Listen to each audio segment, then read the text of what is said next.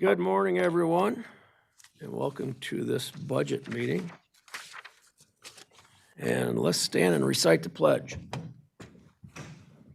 I pledge allegiance to the flag of the United States of America and to the republic for which it stands, one nation, under God, indivisible, with liberty and justice for all. Thank you, everyone. We have an agenda before us. Moved and supported. Logan. Yes, I will very quickly add, just for the public, in red on your agenda, it's the same budget meeting recordings that were on the last budget meeting. So whether you're downloading this PDF from our website or accessing it from our website on Civic Clerk, those are clickable links to watch those videos. Okay, we have a motion on the floor. All those in favor say aye. Aye. Any opposition? All right, moving on to item number 5. We don't have limited public comment. Ahead. Let's insert limited public comment in there before item 5, so we'll call it 4A. If you'd like to address this board, step to the podium, state your name. And I see no movement, so we are done with limited public comment until later in the meeting. On to item number 5, our budget. So we'll start by just doing a quick overview of changes with the general fund budget, but the bulk of today's budget meeting is going to be special and dedicated revenue services. You have an updated multi-year projection for the general fund. Some of the changes you'll see are current year amended 25-26 and then 26-27 changes. So the bulk of that being, we had some position changes, so there's like a prorated increase in personnel and fringes and supplies in the current budgeted year. We had an increase in revenue because of more money in the Public Safety Trust Fund and small business tax exemption, as well as some other smaller revenue sources that are reflected in the 25-26 amended. Also, we had the unassigned fund balance policy that was adopted. So the use of those funds and allocating it as was determined in the 3.699 is allocated. And what we did is added a new row so you can see designated use of unassigned fund balance and then the impact it has on fund balance.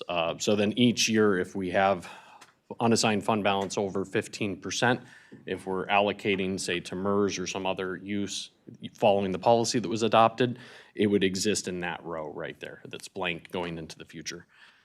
Let's see, then for the current year, the revenue change was a decrease in $500,000. That's because of the delinquent tax fund payment that we transferred as a payment to MERS. So if this budget adopted, will be a 1.5 million increase, or 1.5 million additional contribution to paying down our unfunded liabilities. That has a small impact with revenue in the future years because it's assumed those assets aren't sitting accumulating and appreciating in value because we're using it in the current year for MERS, as well as the personnel changes built out into the future projection as well. And then there was a decrease in supplies expenses. Specifically, we get a convention facilities revenue each year where we have that come in and then we share a portion with its Mid-Michigan Mid-State Health Network.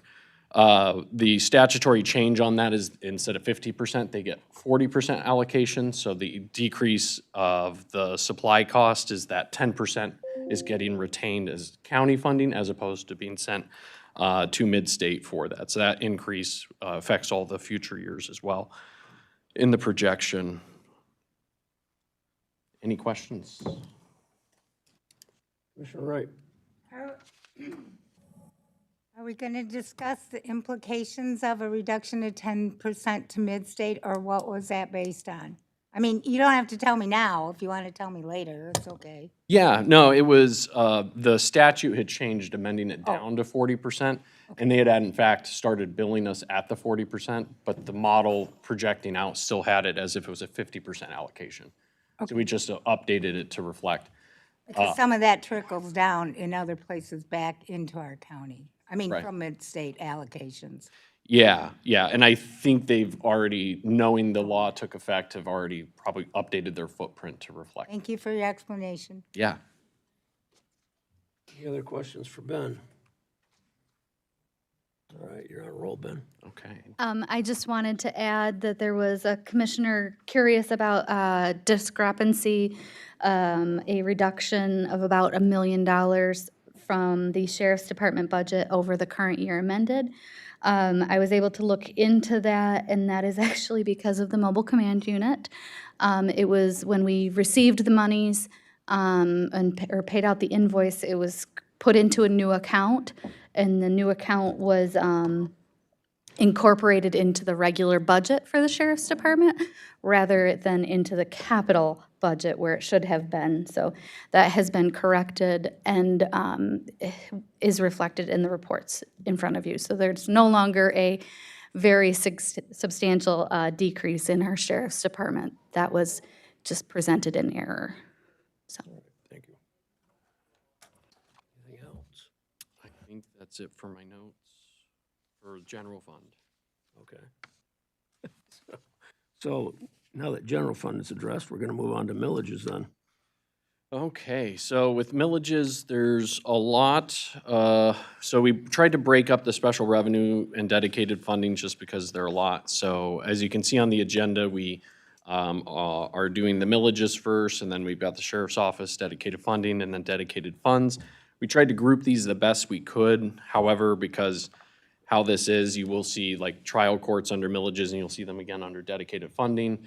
But we did the best we could to try to lump it together so folks can present, answer questions, and move about their day.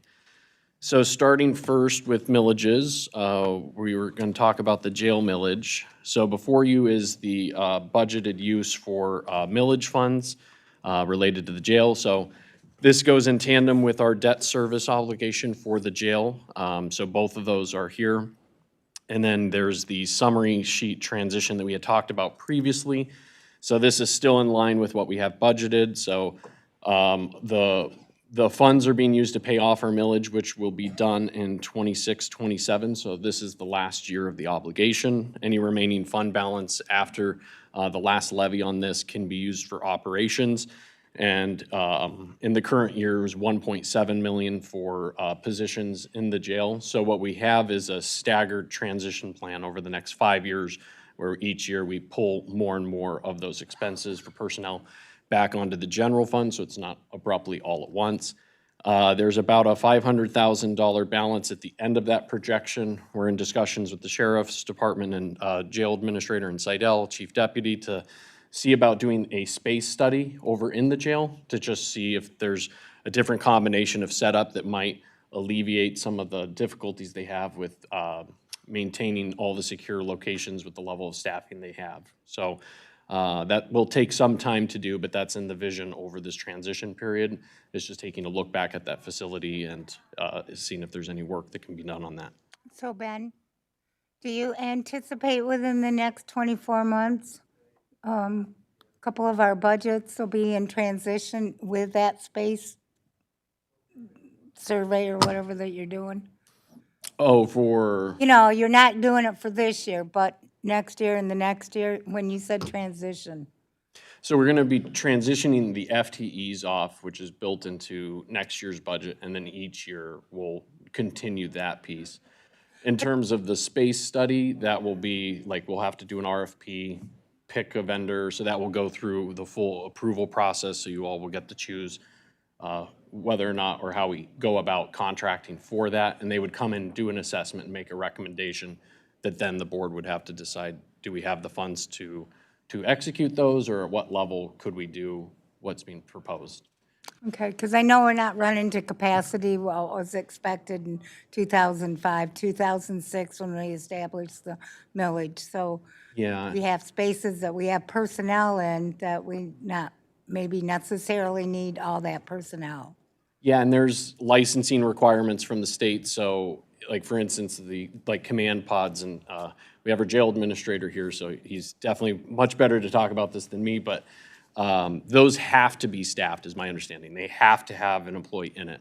So if you have one per, quadrant or section of the jail, you're immediately dedicated to the 3 or 4 personnel in those spots, right? So then you have to have a certain amount of corrections officers that are able to float and address other concerns, because those command centers have to remain, right? So if there's a way you could structure it differently where you can seal off sections, because we also had a decrease in our population this year because RAP, and what was the other one? iDrop? Yeah, so we've had a couple of state partnership programs where we're no longer getting inmates through those that have also further reduced the population. So we're trying to explore that to see Okay. what it looks like. Commissioner Barber. Thank you, Mr. Chair. Correct me, I mean, did I mishear you and say that there's going to be an additional $1 million in employee costs coming from the correctional facility? Yeah, 1.7 will be coming back to the general fund. Pulling out of the general fund next year? No, not next year. So it's over a 5-year period. So on this screen here, So 200 a year, that's fine. yep, I think it's So 3. I would just like to iterate to the rest of the commissioners that then we must look at the Sheriff's Command Central, AKA Road Patrol, for cuts. Because once again, the sheriff has got one of the largest budgets in any of the surrounding counties per capita, right? We pay $116 per person out of this county to fund just the sheriff's department alone. Ingham County, they only pay $100. So we have the most expensive sheriff's department in any of the surrounding areas. And now you're telling me another $1 million is going to have to come out of the general fund over 5 years to fund the sheriff's department. I mean, costs aren't going to go down, right? All these contracts over these 5 years, all these contracts are going to come expire, and then they're going to want to renegotiate. So technically, it's not $1 million, right? I mean, we got a runaway budget. Really? I mean, Commissioner Moudry said it, the last meeting or the meeting before, he said, we had to make those cuts because we were getting to that point where there was no coming back, right? Why would we do 1 year and then just turn a blind eye and just let the budget go? We're going to be right back there again. I think we have to take serious looks. And $1 million additional coming out of the general fund over the next 5 years, that's not sustainable. Thank you, Mr. Chair. Commissioner Whitaker. Thank you. I'm sorry to be dense here, but Ben, could you go through each of these different squares and tell me what these numbers really mean in terms of the millage changes? Okay, so here's a historic look back, what the millage has looked like in relationship to personnel and debt obligation going back to 21-22 fiscal year, and then the 26-27. So you have your beginning fund balance, then you have the annual levy, plus what we anticipate would be earnings on revenue with whatever the fund balance is. Will you go back up? Fund balance if you don't want to get into this kind of detail right now, I'm sorry to beleaguer things, but fund balance meaning what? For the millage? Yeah, those are dedicated millage dollars How that much money we have for the jail right now? set aside. From the correct. millage. Yep, for debt service and for use for operations. Does the millage cover operational expenses? Not for the entirety of the jail, no. And it was never intended, so it's not like a millage like Central Dispatch where its intention from day one was to provide whole cloth coverage for that department. The bulk of that millage was always for the expansion that occurred, adding the additional capacity to the jail. Right. But it was written to allow a portion to be used for operations, and that's why we've kind of tried to narrow it to that 1.7 million footprint, knowing that in the future we would have to wind down. And I would just say, this has been built into the projection going back like 4 or 5 months. And in the prior fiscal years, we've had this built into our projections for what it's worth.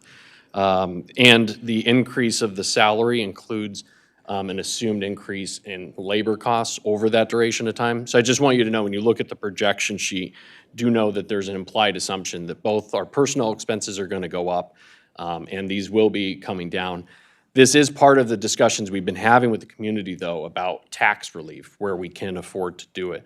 And that's part of, previously I've talked about, your first few years here are stabilizing a tax cut to residents, because you've got this millage coming off, you have the medical care millage coming off, which was also a facilities expansion. And this will be the last year it's levied. Starting next year, both of those will be off. Previously, using the example of the $230,000 home, it's about $94 decrease on people's winter property tax bills. So we are looking at, over the next couple years, how to make a tax cut sustainable to homeowners, because that's what folks have said that they've needed, and you all have put out there is the focus. In doing that, this integrates with that forecast, and we still have a growing fund balance. So it's been integrated with everything we've been working to this point. Commissioner Haskell. Ben, you may have just said what my question was there at the end, but, and we don't need to jump back here, but on the multi-year general fund budget projections, the sheet year over year that you showed us previously, there's a line in there that says jail millage positions to general fund. That's what we're talking about right now, correct? You are correct. So with year over year, so we're looking at 325, 659, a million, 1.3, going in, from that would have been on this millage, but going into the general fund now. But we also have our fund balance going up, well, almost year over year, but in 3031, we're at almost 2.5 million in the fund balance, correct? Mm-hmm. So we're able to absorb this based on the planning and the preparations that you guys have put forward. I would agree. So administratively, if we were still having cuts, if we were still showing like a stark negative outlook, which previously to this, every year we had these projections, they were stark negative outlooks, sometimes to the nth degree of 40 million in the hole in years 4 and 5. So, and with budgeting, like, your real focus should be the current fiscal year, the next year, and then that third year you have good data, but the other two are guesswork, in the sense of I wouldn't recommend cuts based on those last 2 years of projections, even if they were negative, which they're not in this case.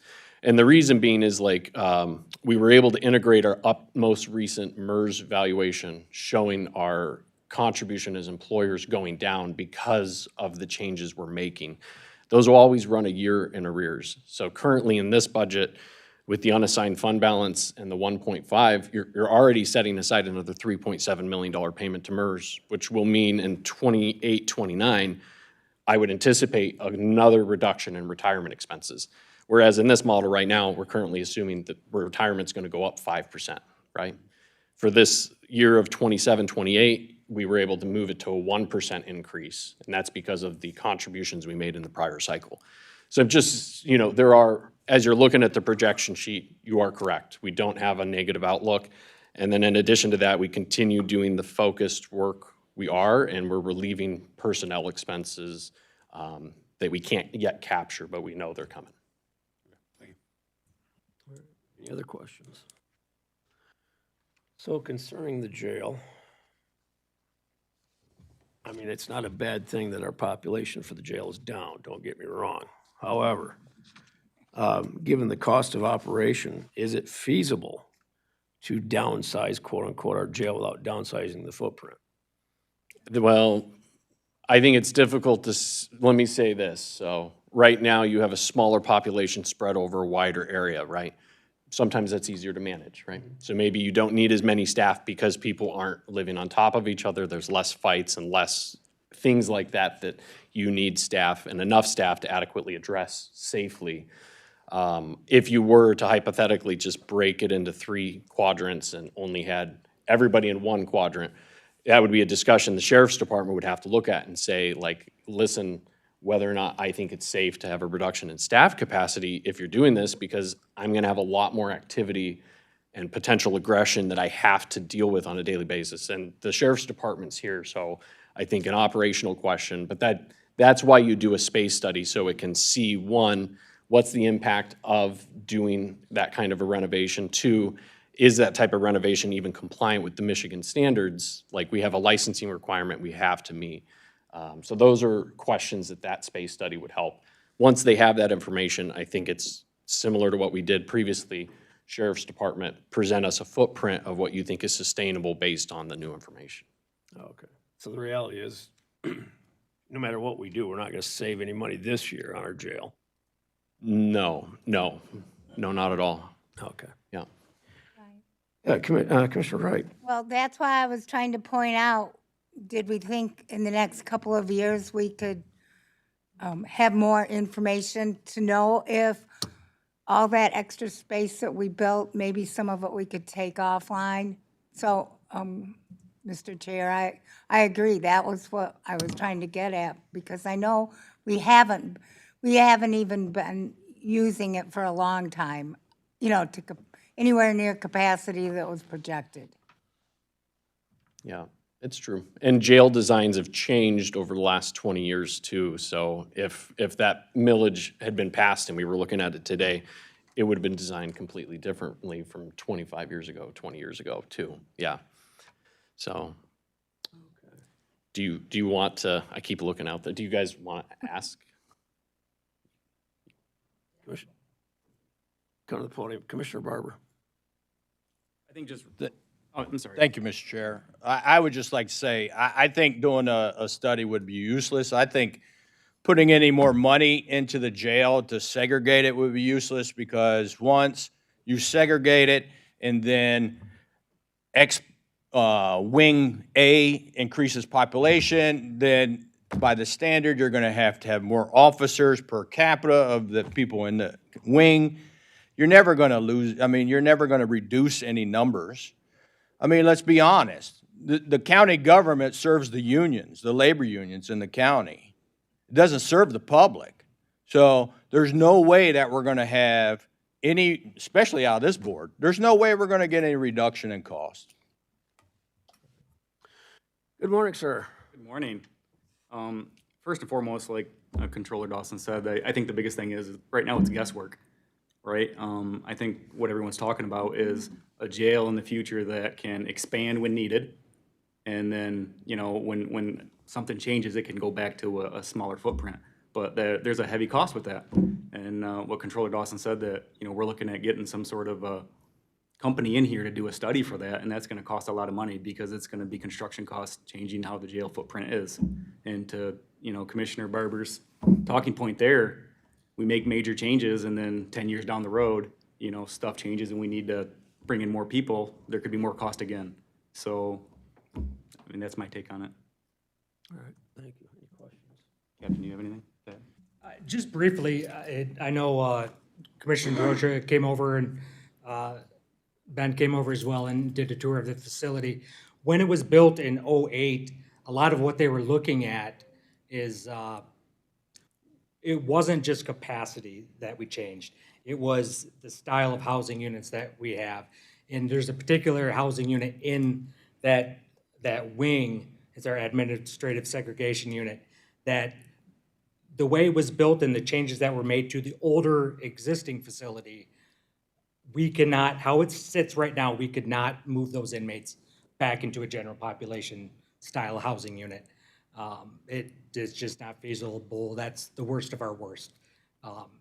So even some of our female housing, our male housing units in the booking area of the facility were turned into female housing units. So there, it's not just as, the number is down, but the style of inmate and the type of inmate has changed over the years as well.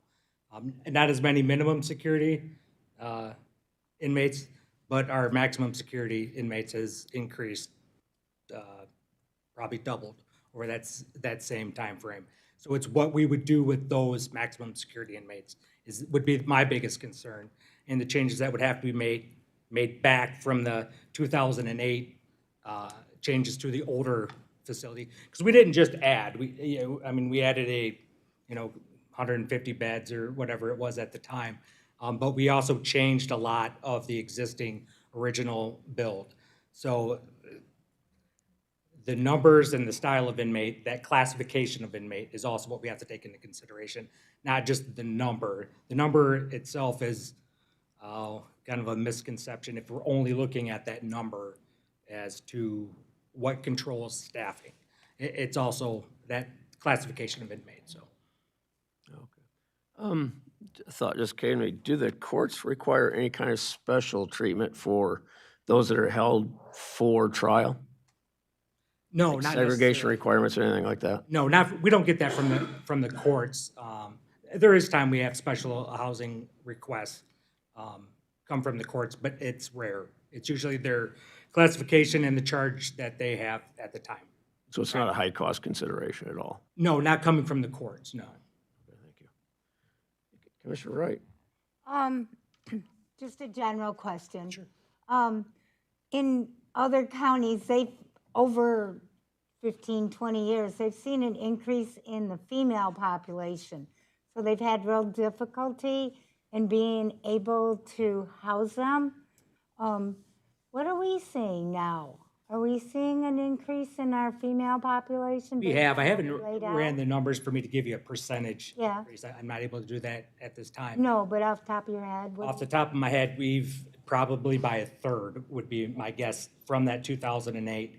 Like I said, we had taken some male housing units and turned them into female housing units. But we have seen a large increase.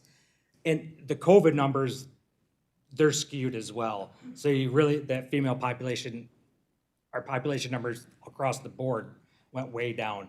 But now that we've come out of it and we're kind of back to a new normal style of housing, and that number, the female population is definitely increased. Okay. Okay, so you are seeing what I'm hearing. from Absolutely, other counties. absolutely. Thank you. Any other questions on the jail millage? All right, seeing none. Back to you, Ben. Great. And I'll do just a quick summary while we're on the discussion of millages, because the discussions we've had with communities is when the tax allocation failed in '24 and the public safety millage in May of '25, the feedback I got from that whole process wasn't that people didn't value the services the county provided. It was they were overtaxed, they were tired, and they wanted relief. Figure it out. And that's what you all are doing, and that's what's reflected in the budget. I'd mentioned this is the last year of the levy on that, so for property tax owners, knowing next December, as in '27, you're going to have that reduction. I used the example, $230,000 home. It's about $94 of reduction for that property owner. Then you take, we've got two renewals that are up. One is 911, one is juvenile millage. So Melissa's going to talk about that, and then we have Honorable Judge Pollard in the audience talk about juvenile. But for the renewal, renew and restore for the 911, for property owners in that $230,000 home, it's a 16-cent increase on that property. And then for the juvenile, it's a 6-cent increase. So I just wanted to have the discussion linking the fact that you have tax relief coming next year, and those renew restores don't take effect until fiscal year 2028. So property owners know you are doing everything you can to kind of heed the call of the message they gave to you. So with that, I'll transition to 911. Who's going to address this one? And start talking about the 911 millage stuff. We do have the 911 director, Kelly Flynn, is in the audience as well for answering any questions. For the most part, this is a continuation budget for what she's been doing and the good work that she's been doing. Really not much has changed. So this has been provided in the packet for a few days. If you have any questions about it, I can speak to the fund balance. I guess I don't really know what. I'll answer one question proactively, and Kelly, you should come up. We get this question a lot at community meetings we went to, trying to understand the difference between the surcharge and then the, and because everybody sees their monthly bill and they're like, wow, what's this going towards? So there's the surcharge for the county, and then there's something on there for the state. If you can talk about that and explain how the surcharge is different from the operating millage, Kelly, that'd be great. Okay, Morning, Kelly. good morning. So the millage pays for our staffing, our technology, operations. And then the 911 surcharge was for the radio system that was put in place. It was voted on in 2017. It was originally $1.75, and we did drop it to $1.65. And that pays for the radio infrastructure and all radios for first responders. And then the preventative maintenance and cost to have that radio system. It's a statewide radio system interoperability, which is the key part of that. When you say radios, you're talking every fire department, every EMS provider, and police, right? Correct. County. So every fire department, police department, ambulance, and so every law enforcement officer that you see in Eaton County, that radio was paid for with that surcharge. And it is maintained, and preventative maintenance, anything that goes wrong with it, it gets brought to dispatch, and we take care of that and make sure that all the radios are, have preventative maintenance, they're tuned properly, they're taken care of. And then you have our towers. So we have towers all over Eaton County, one in Olivet, Sunfield, Delta.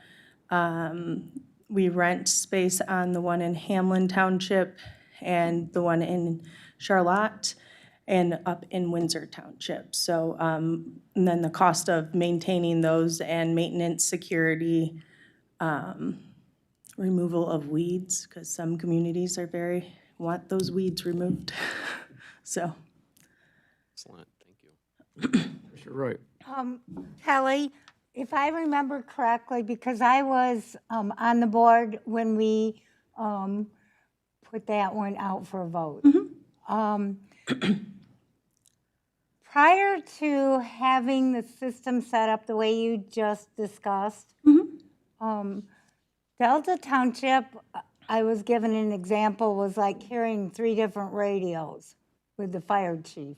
So when we put that surcharge on, did that eliminate all of the extra type that individual municipalities had to make use of, and so now they're all combined? So just making sure, he had to carry the 3 radios prior, okay. Yes, so before, you could kind of think of it as like a closed radio system. So we had towers, we maintained them. If anyone wanted to talk to us on Eaton County, like Police Main or one of the fire channels, you would have to have one of our radios. So it was like a closed system.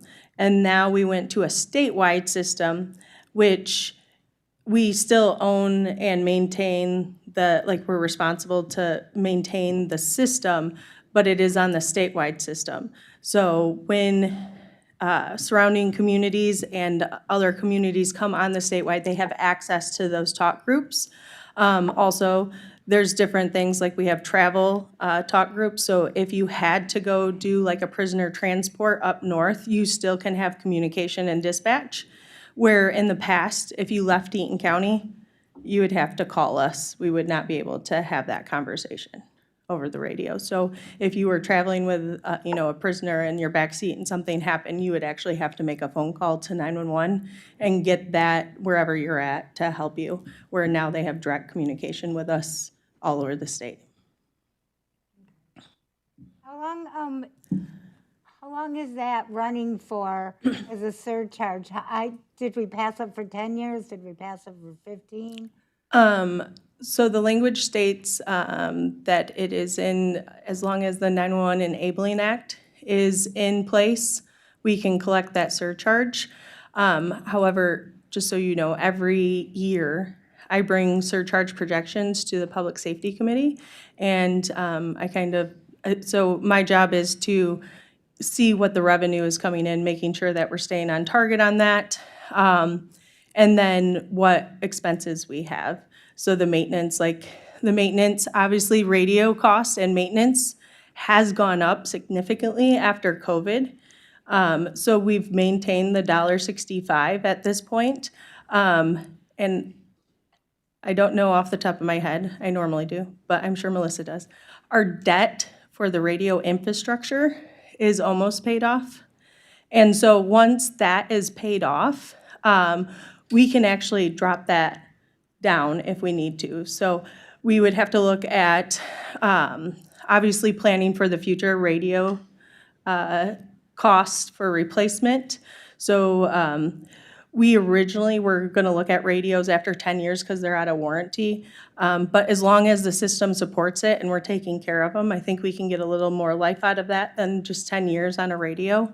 Every 2 years, we do preventative maintenance, we tune them, and we're making sure that we're taking care of what we have. That helped clarify some of, I remember part of it, but specific details on the warranties and stuff, I guess I forgot. That's why I thought that there was. Yeah, so we have a 10-year warranty on the radios, which is absolutely unheard of now. I think they offer like 2 years. So everyone is like, how did that happen?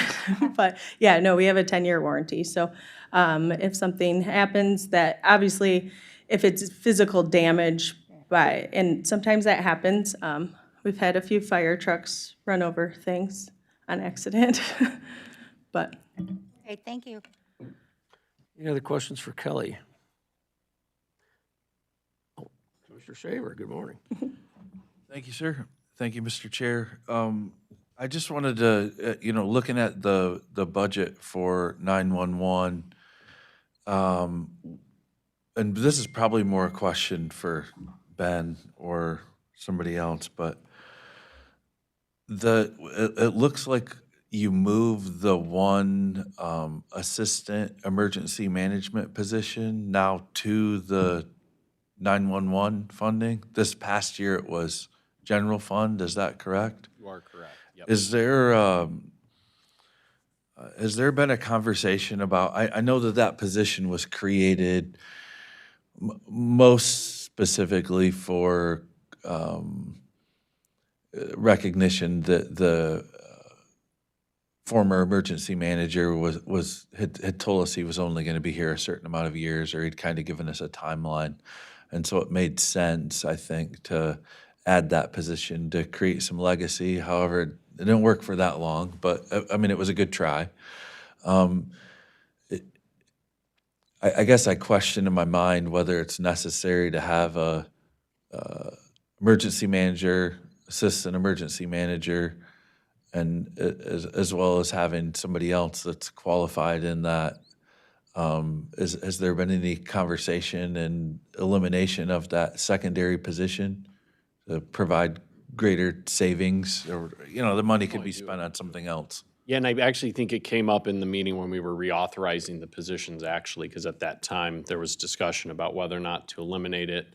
And I think it was mentioned you could put that one on hold and not authorize us being able to post for it, and both positions moved through ways at that time. But as part of budgetary discussions, I mean, this is the forum for you to have those thoughts. Initially, from administrative standpoint, since they were authorized, our plan was, let's settle in, let's see what the emergency manager footprint looks like. Ella gave notice shortly thereafter, right? So we're in the process of setting up interviews for some good candidates that we've had submit. When we get somebody in, we would have that be kind of the first discussion. So we're not trying to fill the specialist role until we kind of land with an emergency manager, do an assessment of what the footprint looks like. Okay. Any other questions? Commissioner Holmes? Yeah, Kelly, when you're looking at whether you can reduce the surcharge, how far out do you anticipate, what your expense will be and what the revenue is coming in? You might call it a fund balance per se, but just briefly maybe how you see that happening. Well, I don't have my projections in front of me, but I usually go out a good 5 years every year of like what we're bringing in, how much the radios cost, the repair, the re-maintenance, the infrastructure debt, and then kind of what our needs are. So if I'm looking at the big picture of our radio system, we do have some coverage issues in Grand Ledge with the ledges.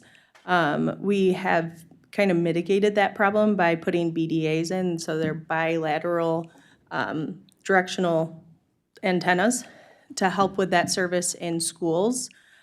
So it's just kind of like knowing what our needs are if we want to make our system better. But obviously, I would bring that to the board and want their direction for that. The other thing is we do a lot of radio installation and maintenance, and we also do that on the MCT side. We do that in our parking lot, so it could be negative freezing out there, and we are doing radio maintenance in our parking lot. So that is something else like that we were looking at, a pole barn to be able to maintain those radios, do preventative maintenance, store the extra parts. But, so I keep that all in mind, and on my surcharge projections, I do put possible needs for the future so people have an idea. So we have to look at radio replacement, maybe the coverage in Grand Ledge to address the ledges, and that kind of stuff. But I don't have my projections in front of me, but I can resend them from, I usually present them in February because I have to have an answer by May to let the state 911 office know if we are reducing that surcharge or keeping it the same or increasing it. So we can increase it to $1.75. Just looking to Eric in the audience, but I believe we actually track this under the CIP because it's an expense over 25,000, and I want to say 2930 currently.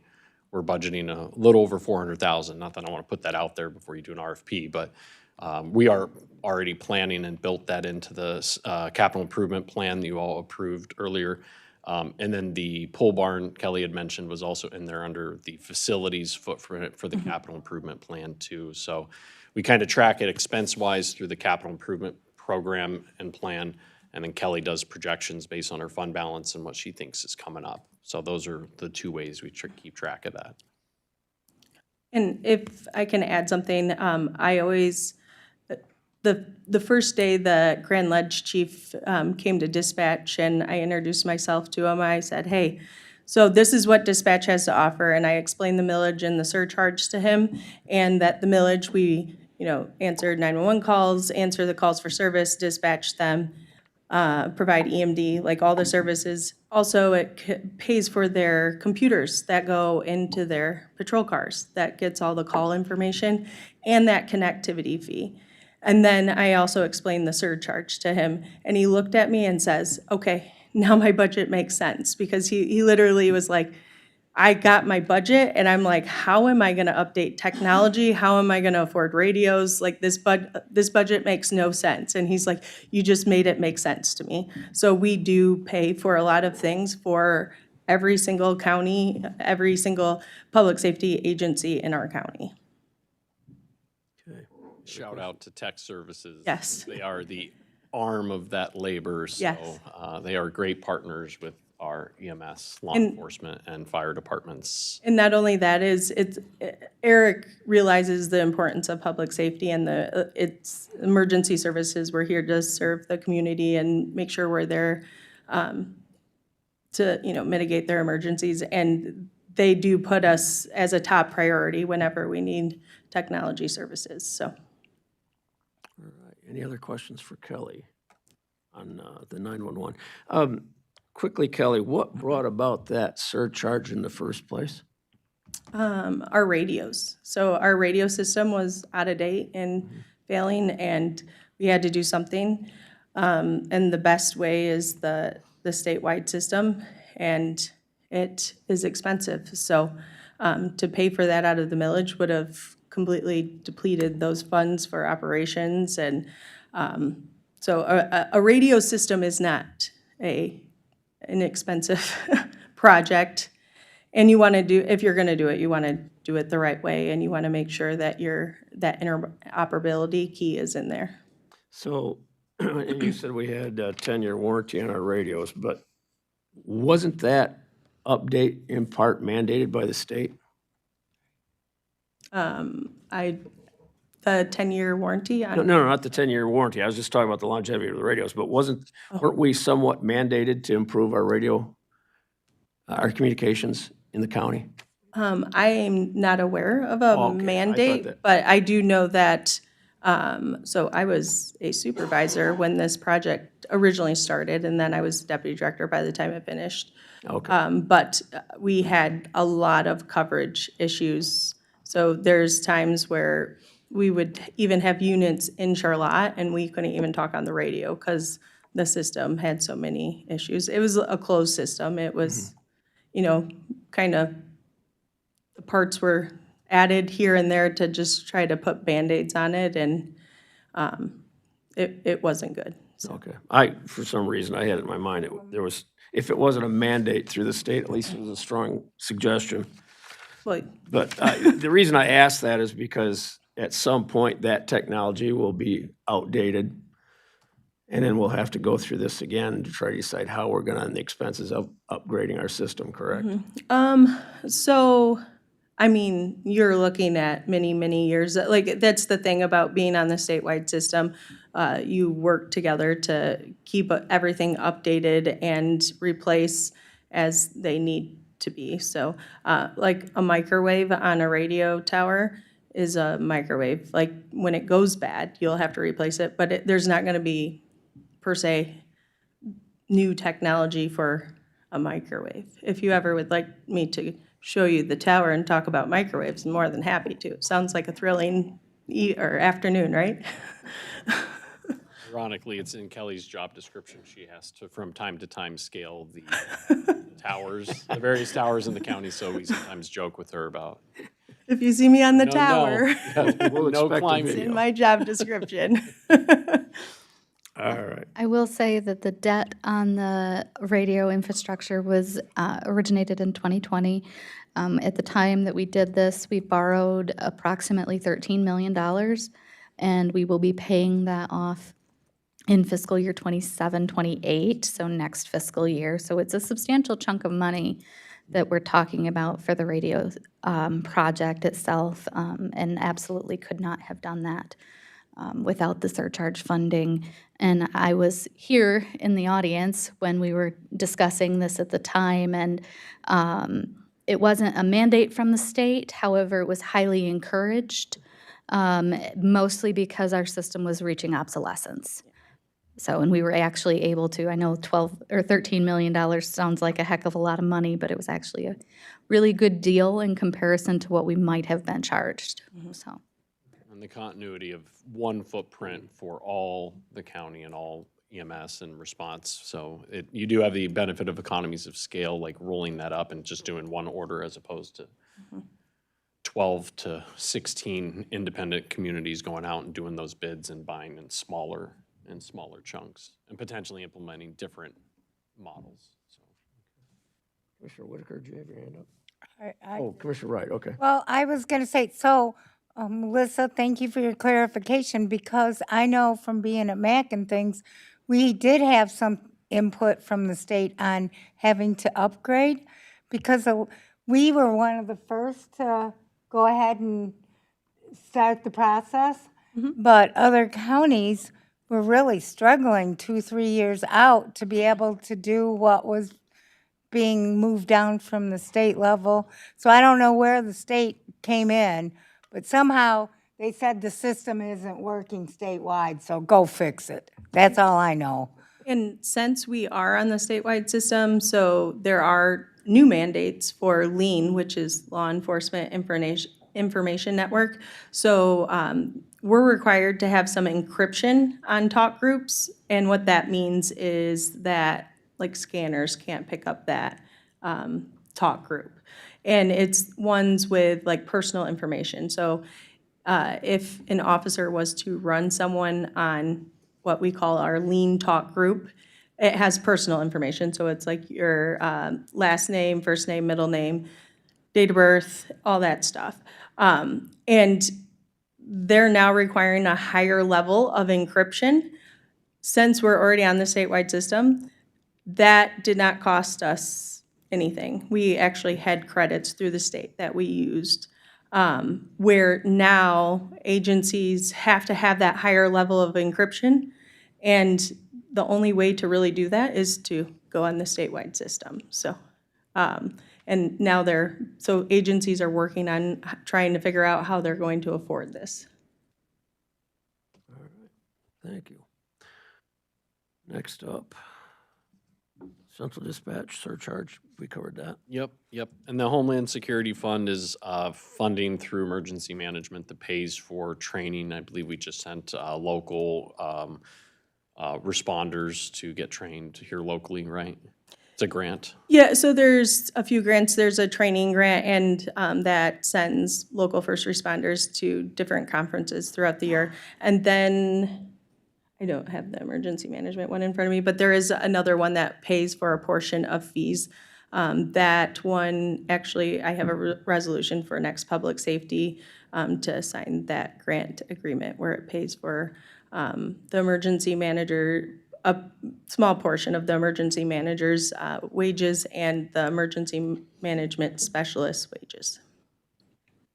There's also a Homeland Security grant program that pays for, it used to pay for an employee or a contractor, and then it started paying for some of the specialists' wages. And because of the changes politically, the amount that's been designated to Homeland Security for the county has decreased substantially over the last 10 years. So that was part of the move to hire somebody for those services through the general fund,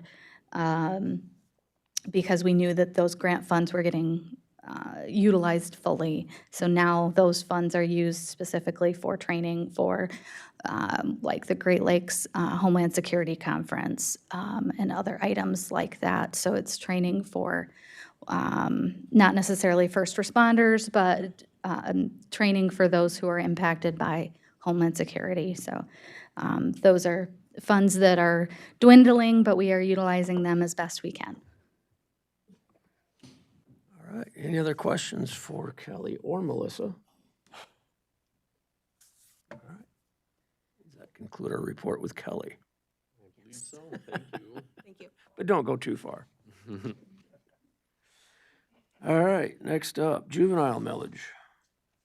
Hey, so I'll welcome Judge Pollard up to the stand. No. Yeah, as you know, we've talked about this extensively. So juvenile millage, this makes the work of the Child Care Fund possible. And with that, take us there. Everybody's heard me talk at length about the juvenile justice millage, and I am very, again, thankful for many of the commissioners who've been at the local township and council meetings with us to discuss this matter at length. As you all know, this comprises roughly 30%, it looks like, of our operating budget for the youth facility. And we are able to leverage those dollars. This is hand in hand with the Child Care Fund discussion into, I believe, it's a 60+% reimbursement from the state. And so we would not be able to function as a youth facility without the millage dollars supplementing and injecting those funds into our operating budget. I'm very happy to answer any questions you have. And I would very much welcome those because I know there may be a lot of people watching who would have questions about what we do, but I also don't want to take up your valuable time this morning because I know all of you are very well educated on what we do over in the juvenile division and why it is so important. So I would welcome any questions you have, specifics about what we do, about the services we provide, about the numbers we provide, and then certainly answer any questions with respect to how those dollars are spent. Commissioner Barber. Thank you, Mr. Chair. It's not a question, Judge. I would just like to thank you and your team for answering the questions I did have in the timely manner. I do appreciate that. My Anytime. constituents also. Thank you. Wonderful. And just similarly, if anyone ever has questions about your respective jurisdictions, it does take our team a little bit of time, but we're happy to pull numbers. Commissioner Barber had some questions about his jurisdiction and the youth that we serve within those jurisdictions. You have a right to know. But as you all know, what we do is confidential work. And so I would ask if you do have specific questions, I will answer them generally and discuss the services that we're able to provide. But I was very happy to answer all of the questions you have, and I hope it was helpful. Thank you. Commissioner Holmes? Yeah, Judge, I see and hear from people who say, no more tax, I can just go vote no, period, end of story. Maybe briefly touch on the unintended circumstances if it did not pass. Yeah. If the majority said, we're just done with any kind of a millage. All of us are hurting financially. I've heard it. I've gone to the same meetings you have. Your constituents are my constituents too, right? And so we know that everyone's hurting financially. But for the last 21 years, what our taxpayers have said is that we should provide the highest level of service we can to the kids in our community. Kids make mistakes. They make mistakes. Sometimes those mistakes have really grave consequences. And so what we do within the juvenile division is we try to approach them before they even hit the criminal justice system through diversionary programs like our truancy intervention program, through our outreach programs, our status calls where my probation officers will meet with folks who are having trouble with their kids. They can come over and talk with our probation officers, talk about consequences. That's not something that people know that we do. We do that before they even get a criminal charge. But after that, if they get a criminal charge, what we do is we try to provide the highest level of service we can to not only potentially defer them from the criminal justice system through our consent calendar and diversionary practices, but if they need a higher level of service, we are able to provide that within this county. Instead of sending them to a different county or a different state, what we do is we handle our kids here. And that means that their parents can be involved, their siblings can be involved. We really do take a holistic approach to see what does each individual kid need, and we attach services to it. So maybe we have a young person who comes to us, and it's not uncommon that they have substance use problems. You're talking about kids as young as 10 years old that I've seen in my court who are already using substances. What we're able to do is connect them with counselors, connect them with substance use providers, make sure they're drug screening, make sure they're held accountable, give them mentorship, provide them opportunities to have group sessions with their cohort. Those are the types of things that we're able to provide, and it's provided at no cost to our Eaton County residents.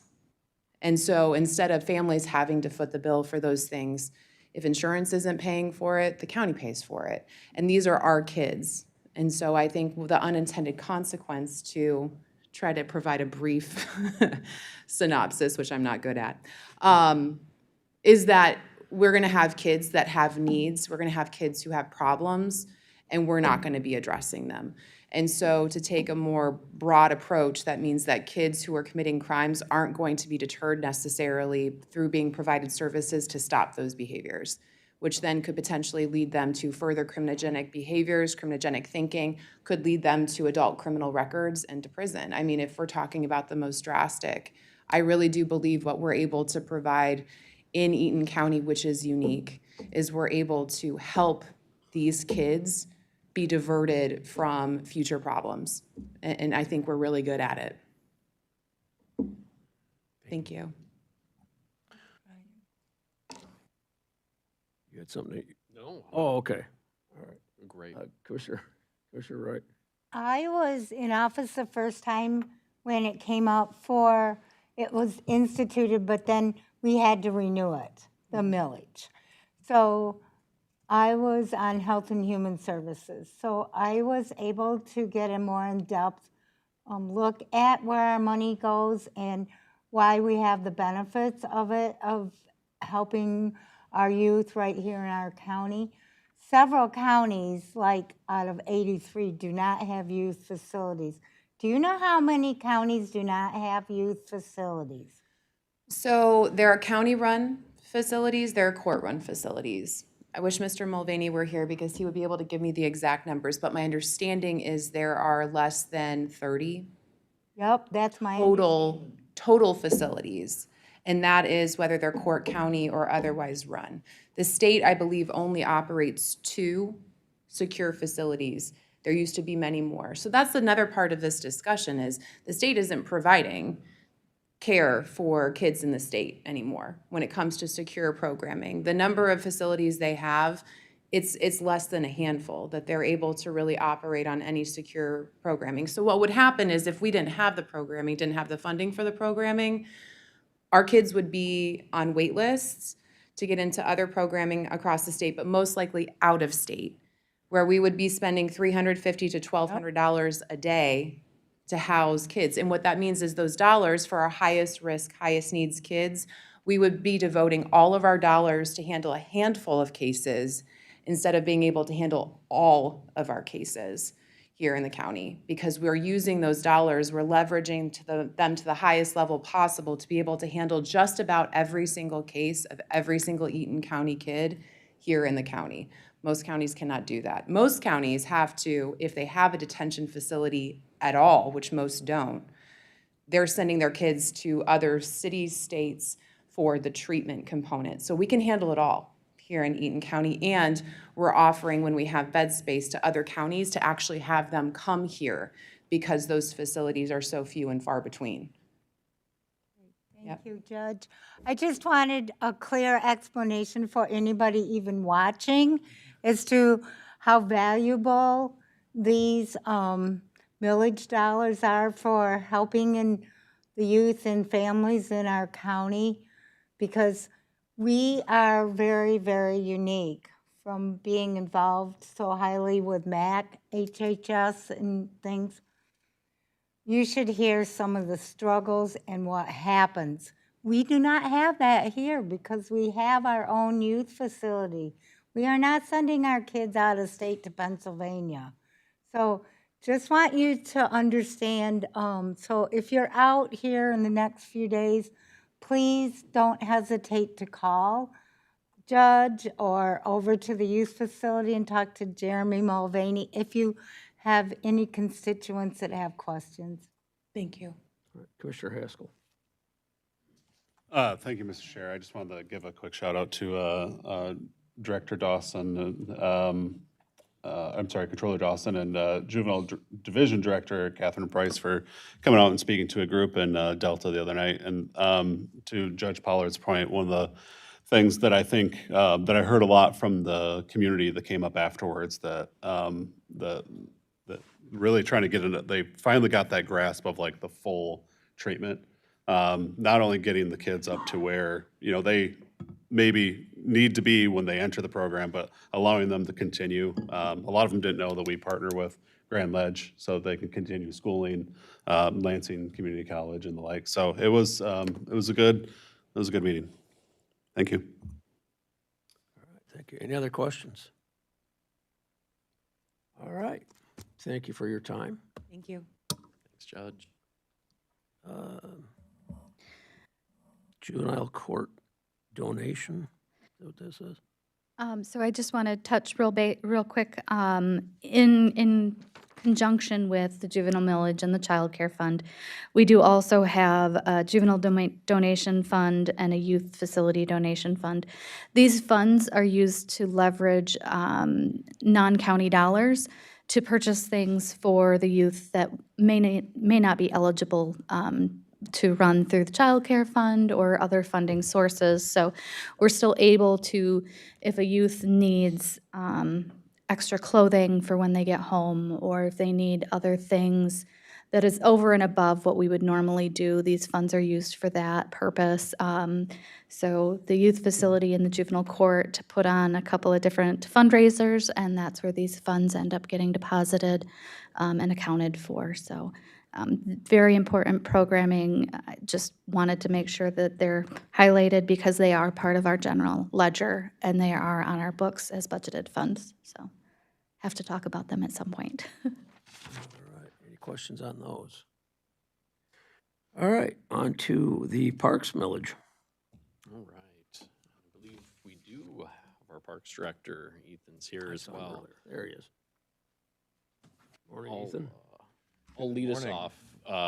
So congrats on Ethan's promotion. This is his first budget.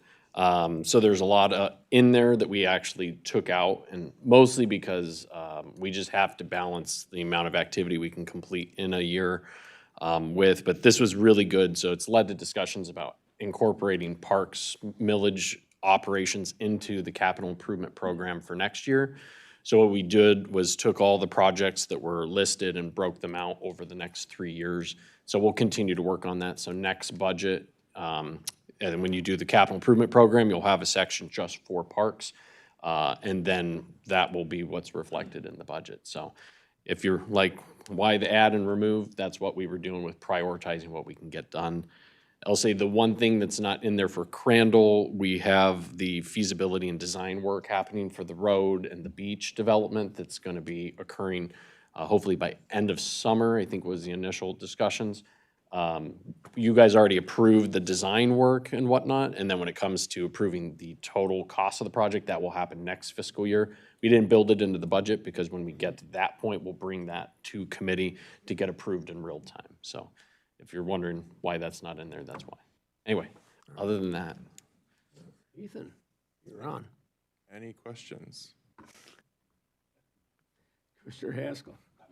This doesn't need to go long, but, and this might be a question more for Ben, but what's the benefit of rolling parks into the capital improvement instead of keeping it its own separate? Well, for one, strategic planning over a longer period of time, because we have gone through a couple directors. Every time we get someone in the door, it's almost like reinventing, and it's created delays in terms of like executing projects. So one, having a footprint that we work on together, no matter what happens, and I want Ethan to be here till he's 92. But no matter what happens, at least you have like a 5-year plan in place, so that way the ball doesn't get dropped per se. The other piece, which going out in communities, folks find it confusing what the Parks Millage is doing. Some of them don't realize we do the community grants, even if the township leadership knows, like residents don't.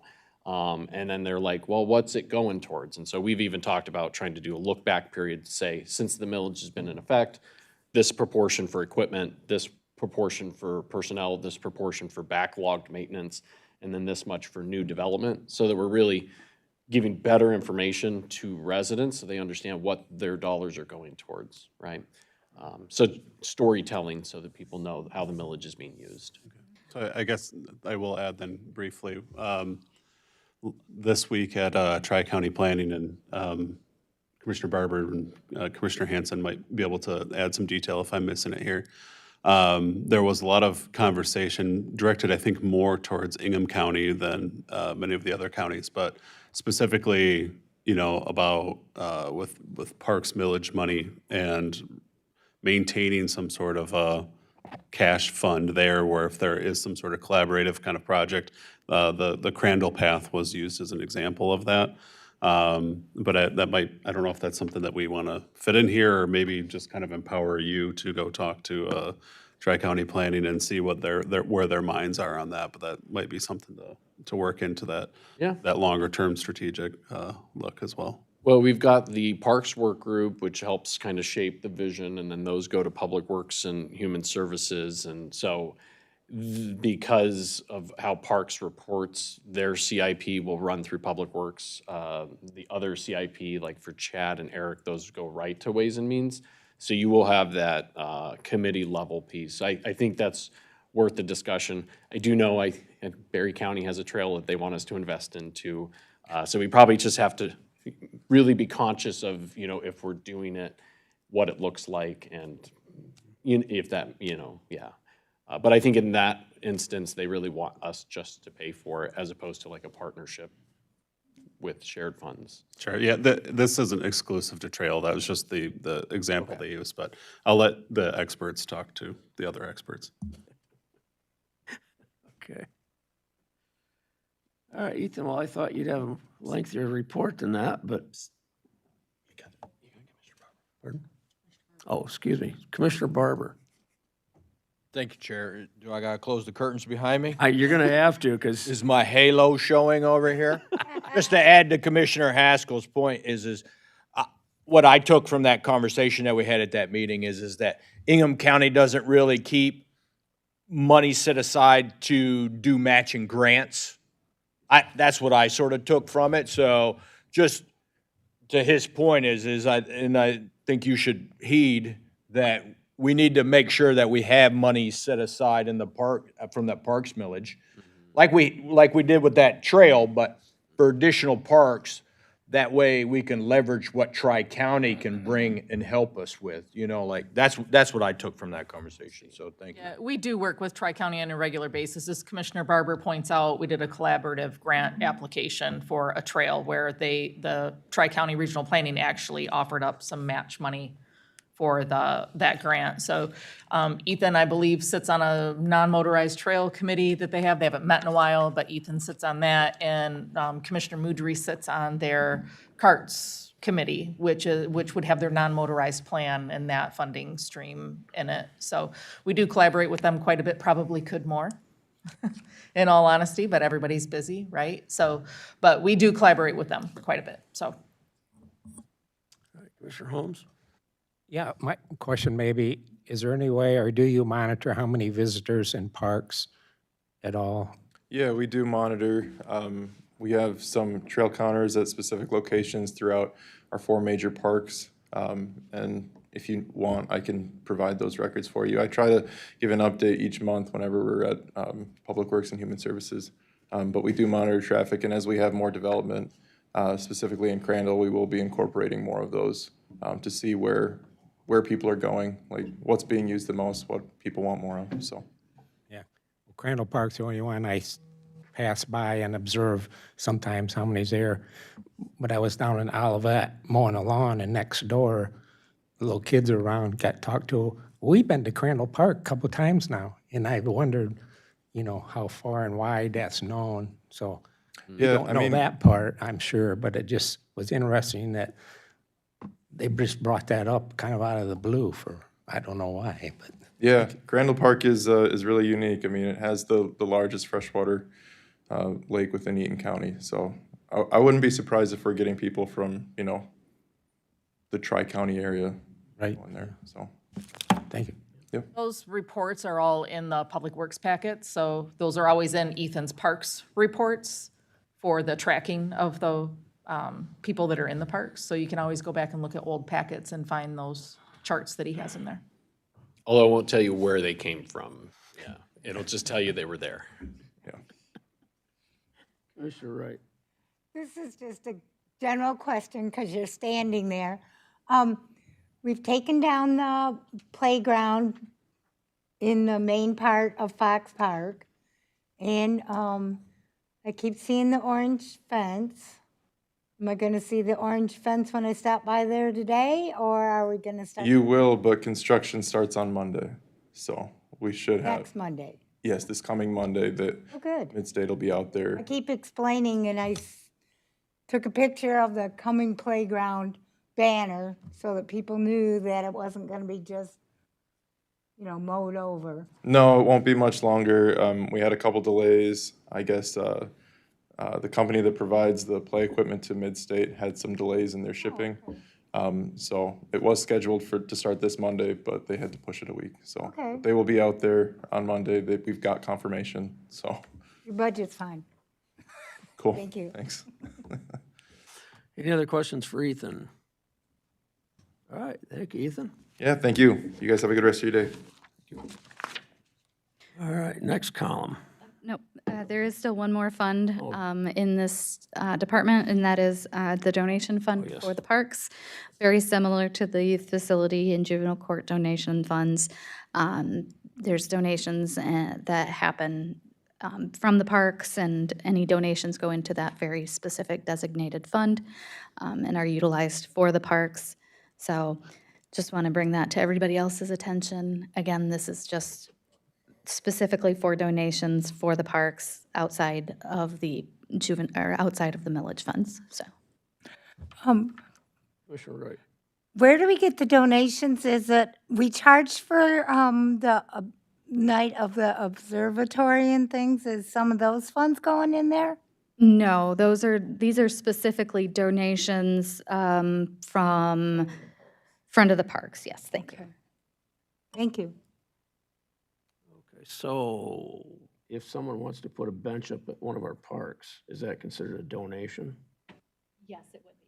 Okay, so they would, a person would contact whom then? They would probably contact our Parks Director, Ethan Jacobs. Okay, All right, just to clarify, so if you want to give a cash donation, you have to go through Friends of the Park? No, if you wanted to give a cash donation, that would also go through our director.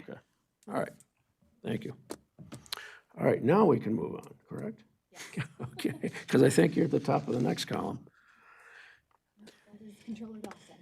I got Oh, you're right. Thank you. So we are, met this week with both Delta and Windsor Township to go through the proposed budgets for both of those police services contracts. Before you is the Windsor Township contract so that, or the cost for next year for Windsor Township. So this is similar to what we had to do with Waverly with the general fund, and you noticed that we had to transmit those off of the general fund onto special revenue now that they're dedicated contractual service agreements. So that's the reason why the historic data is not here, because the historic is still on the general fund, although in the future, because we have a 10-year contract, this is how it will be reported out. The discussion with the supervisor yesterday, and then I'll be going to Windsor's meeting, I think, August 7th, to have a discussion with the board, as well as they had an interest in talking about animal control. We had sent those letters out. So anyway, so I'll be speaking to their boards about what that could potentially look like. They did not have any requests to remove, so they were comfortable with the proposed budget. And it's in line with what we anticipated. Small change of personnel expense because of a health insurance level of coverage change, but that was expected based on discussions we were having when we filled it. All right. Any questions for Ben? Other than that meeting is, you said Friday, August 7th. I think it's a Monday or Tuesday. That's probably a Tuesday. That will be with Windsor Township. It will be. And no, the 7th, you are right, is a Friday. Every once in a while, Ben, every once It's Tuesday, the 11th. Thank you for keeping me honest, Brian. Tuesday, the 11th. If I show up at Windsor Township at 7 o'clock on Friday, I will be the only one there, I would assume. Okay. Really early. All right. Again, any questions for Ben? All right. Moving on to road crew. Next would be Delta Township, sorry. I'm sorry. So similarly, Township administration has had some time to review their budget. They had some changes that they requested that are reflected here. The combination of, I think, changes in equipment, just being able to reutilize equipment that we had, also the reduction in retirement expenses. The cost for the contract remained pretty stable. In fact, there was a reduction. There's a slight increase here because Waverly's been rolled into it. So for the township's perspective, if they have a SRO agreement with Waverly who pays $150,000 of that deputy, that will balance out on their end. That $150,000 contribution from the school won't be reflected in our budget because the intergovernmental agreement will exist between them and the school district. So I think it was positive. I didn't get to watch their meeting, but I know it's been a discussion at the board level as well, since they've been able to see the impact of the changes we made with MERS and how that's impacting their year 2 of the contract. Okay. Yeah. So going forward, this would be the model we would use for other school districts? Yep, correct. So with this, they were able to waive the command fee, right? So that's a good thing in terms of like Maple Valley and other school districts that want to do business with us. So we could take that into consideration. Then we can set a reasonable threshold. In this case, it was the district pays up to $150,000, and then if the county wanted to act as like the surety, you know, that we will absorb what's above that. I think you can do that in the context of our framework and not run amok of the contractual provision in either the Windsor or the Delta contract. So that will make it more affordable. What would be difficult is some school districts don't need a full-time officer. They just need 1 or 2 days a week. And so that's probably the main thing that we have to deal with. But this has alleviated a lot of the initial burden when we gave a quote to Maple Valley, so. Okay. And then the school districts can go and compete for grant funding. This is part of why this model works better as well, because even on a good year, those grants, I think are for 3 years, right? So a 10-year contract for a school district is, a 10-year contract with a 3-year out is very difficult for a school district to maintain because that program could be completely gutted 3 years down the line. So anyway, so I think that's just how we have to approach the schools. A little more flexibility and acknowledge the investment on our part to provide it is a decision the board would have to make. Any questions for Ben? All right, moving forward. Now to Melissa. So the next fund is our Sheriff's Department Road Crew.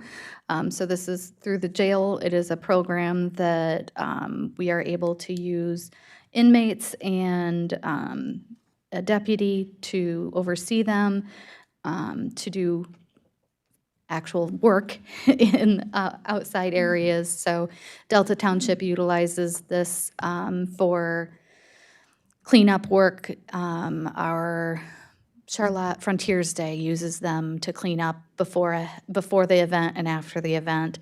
So just able to utilize funds, provide a service to the community, have a deputy on site to oversee and maintain that. And Captain Kane is also here available to answer any questions regarding the program. This is really more of the jail's baby than administrative anything, but it's a fabulous program, and we've had it for many, many years.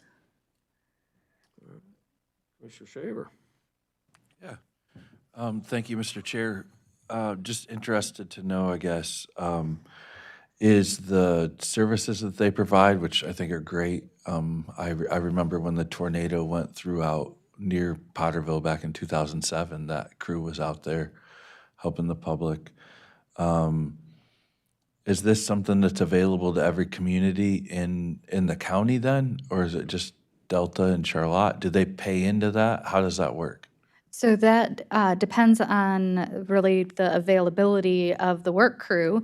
They contact the deputy that's in control of that program, and there is a flat dollar amount that's charged regardless of the community. So Delta Township, anytime that there's work performed out there, it's $300 for a full day or $150 for a partial day. And then if there's any overtime incurred, there's a fee for that. So any community that is able to be utilizing the program based on availability. Sure. So regards to the scope of work that they're able to provide, what are the things that they do just so the public can understand that? that's absolutely, Captain Kane would be able to speak to that better than I can. Good morning. There's no specific thing that they can do. A lot of it is, the blood drives, they're setting up tables and doing that type of stuff. At the fairgrounds, they're setting up tables and trash cans, and at the end of it, they're tearing it all back down. Even at the Charlotte Airport used them to cut the ditches down the middle of the airport, stuff like that. Delta Township, they use them for all kinds of projects. A lot of times, the Riverwalk, I believe, years ago was rebuilt by them. In the wintertime, they're working inside the Delta Township maintenance buildings. I believe it was 2 winters ago, they were rebuilding all their picnic tables, painting projects, So the scope, it would be kind of where you would contact our road crew deputy and just ask them, hey, is this something that your group could tackle, and could we fit it into your schedule? Now, Delta Township does take up, a lot, about 75% of his hours are billed to the township. Now, that's because the township has a lot of projects and they keep them busy. They cut grass at the cemeteries, the large cemeteries up in Delta Township. I believe they're still mowing grass up there, if I'm correct. I'm not sure who does it, but they look beautiful around, certain times of the year. But yes, it's not a narrow scope. We could take a look at pretty much anything.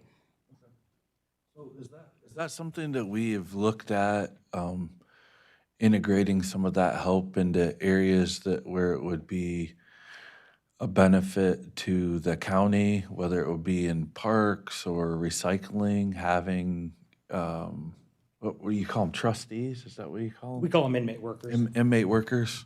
So they actually already do help with they help on roadside cleanup.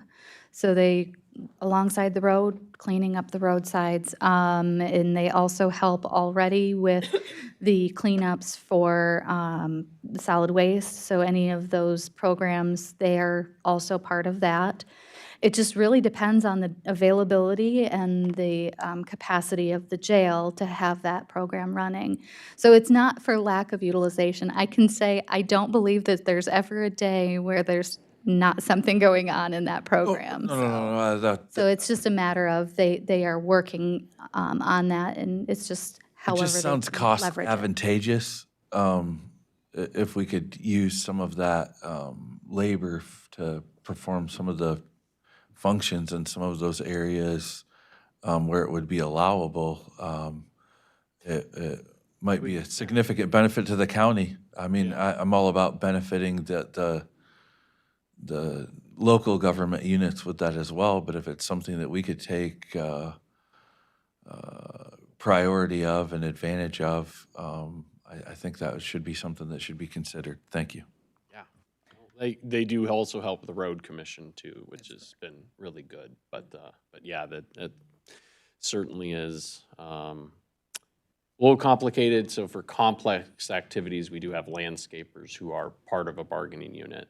But I do think if we had like a significant weather event and there was a bunch of downed trees and stuff like that, if assuming they were available, like that's a good example of ways we could utilize them, especially when our current footprint is like way over capacity and trying to deal with the fallout. Are the guys that mow the parks part of a bargaining unit? I thought that was a seasonal.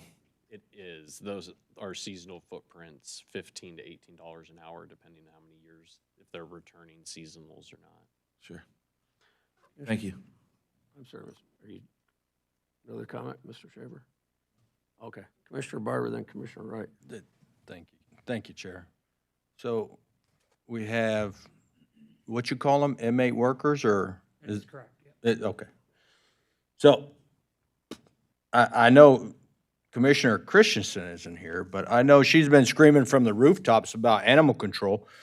And, I mean, I don't sit on public safety, and, I mean, she seems honest to me, and when she tells me something, I believe it.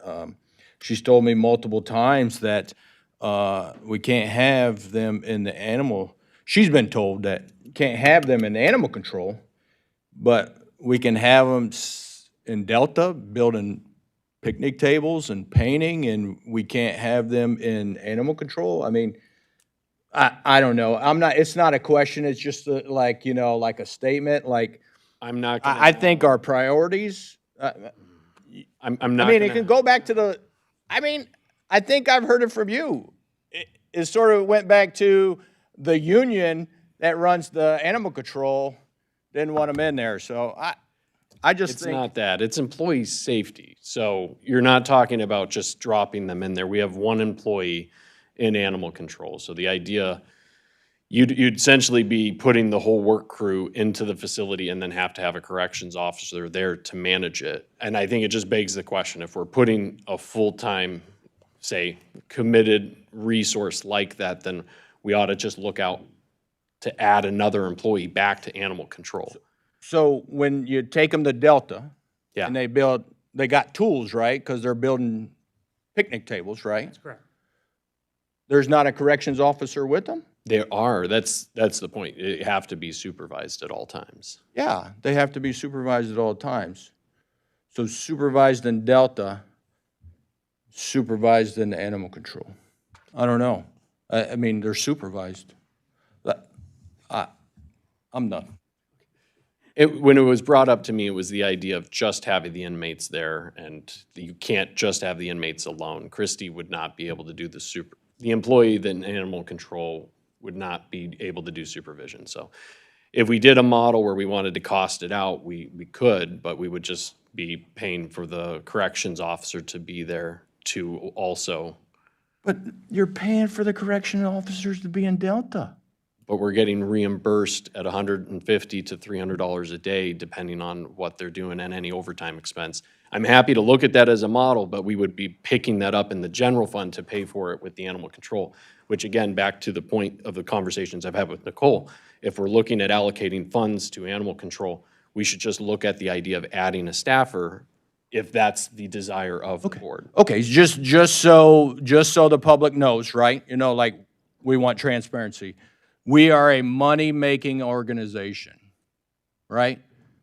I mean, because Delta's reimbursing us. That's the only way they get those fees. However, the taxpayers pay for animal control, and we can't use it there. So Commissioner Wright.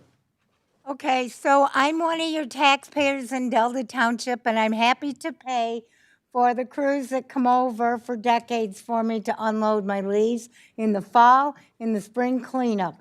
Your people that you have brought to help out are absolutely always very polite, and they're wonderful.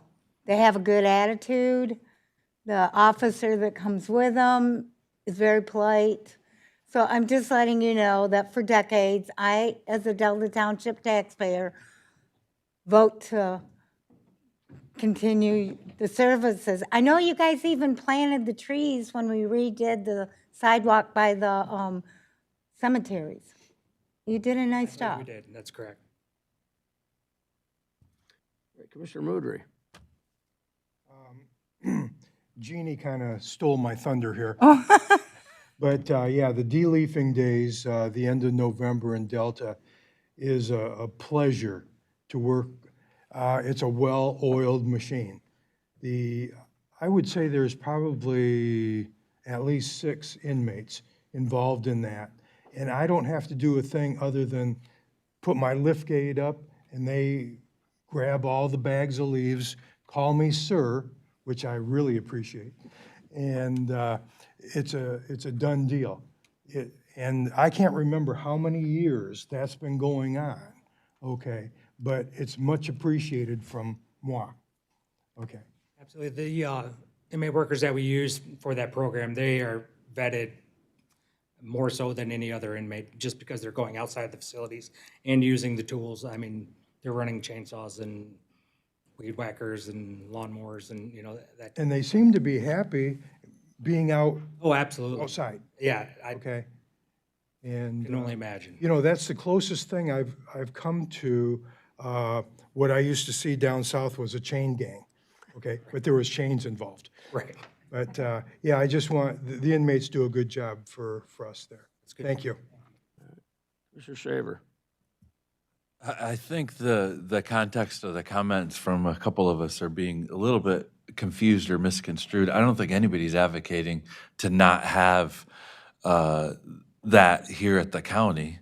I think my comment, I can't speak for Commissioner Barber, but as I was listening to him, I think we were advocating for the same thing. That is a pretty cost-effective resource, and I think it should be implemented for use in county services before we're even giving an opportunity for it to go out to some of the local government uses. I mean, if we're loaning them out for $150 to $500 a day or $300 a day or whatever it is, I don't know how many people are on that crew, but it sounds like a pretty cost-effective opportunity to provide a resource back to the community and the taxpayers. I know that's what we're doing when they go to Delta or Charlotte or everywhere else. That's great. I'm just advocating that as we continue to try to provide the best services from the core of the county here, that we would use every opportunity first to provide that service from the taxpayers, whether it would be in animal control or in the parks or in recycling. I understand that there are things that are more prohibitive to Controller Dawson's point. However, I think there are places that we can find and ways that they can be used, And I would advocate that those would be given priority within the county, wherever they would be, so that we would be able to provide, because we're providing. I wasn't here for the beginning of the meeting because I was on my way back from youth camp, but I understand we're providing for a bigger jail than we need right now. And that's going to be costing the taxpayers less on the millage, but more out of the general fund. And I understand that that's being calculated for. I'm not, that those comments aren't derogatory. It's just the reality. If we can provide services back from that to the taxpayers across the county, let's do it. If there's time left over for them to go into the local government units, keep them busy every day. I think it's a great use of time and resources. But I think to construe any of those comments as somebody thinks it's a bad thing to have that, no, and honestly, my position is do it bigger and do it better. Thank you. For what it's worth, I don't think anybody's advocating to do away with the program, nor do I think talking about trying to integrate it in operations is a bad idea.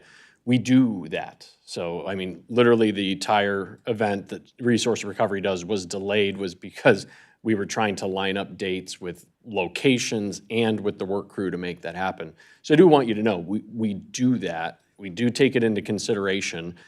I could sit down and look at, can we minimize the seasonals that we use for parks if we were able to do that? The prioritization, though, comes from the sheriff himself. And I will tell you, in 2017, this board was moving to eliminate road crew altogether.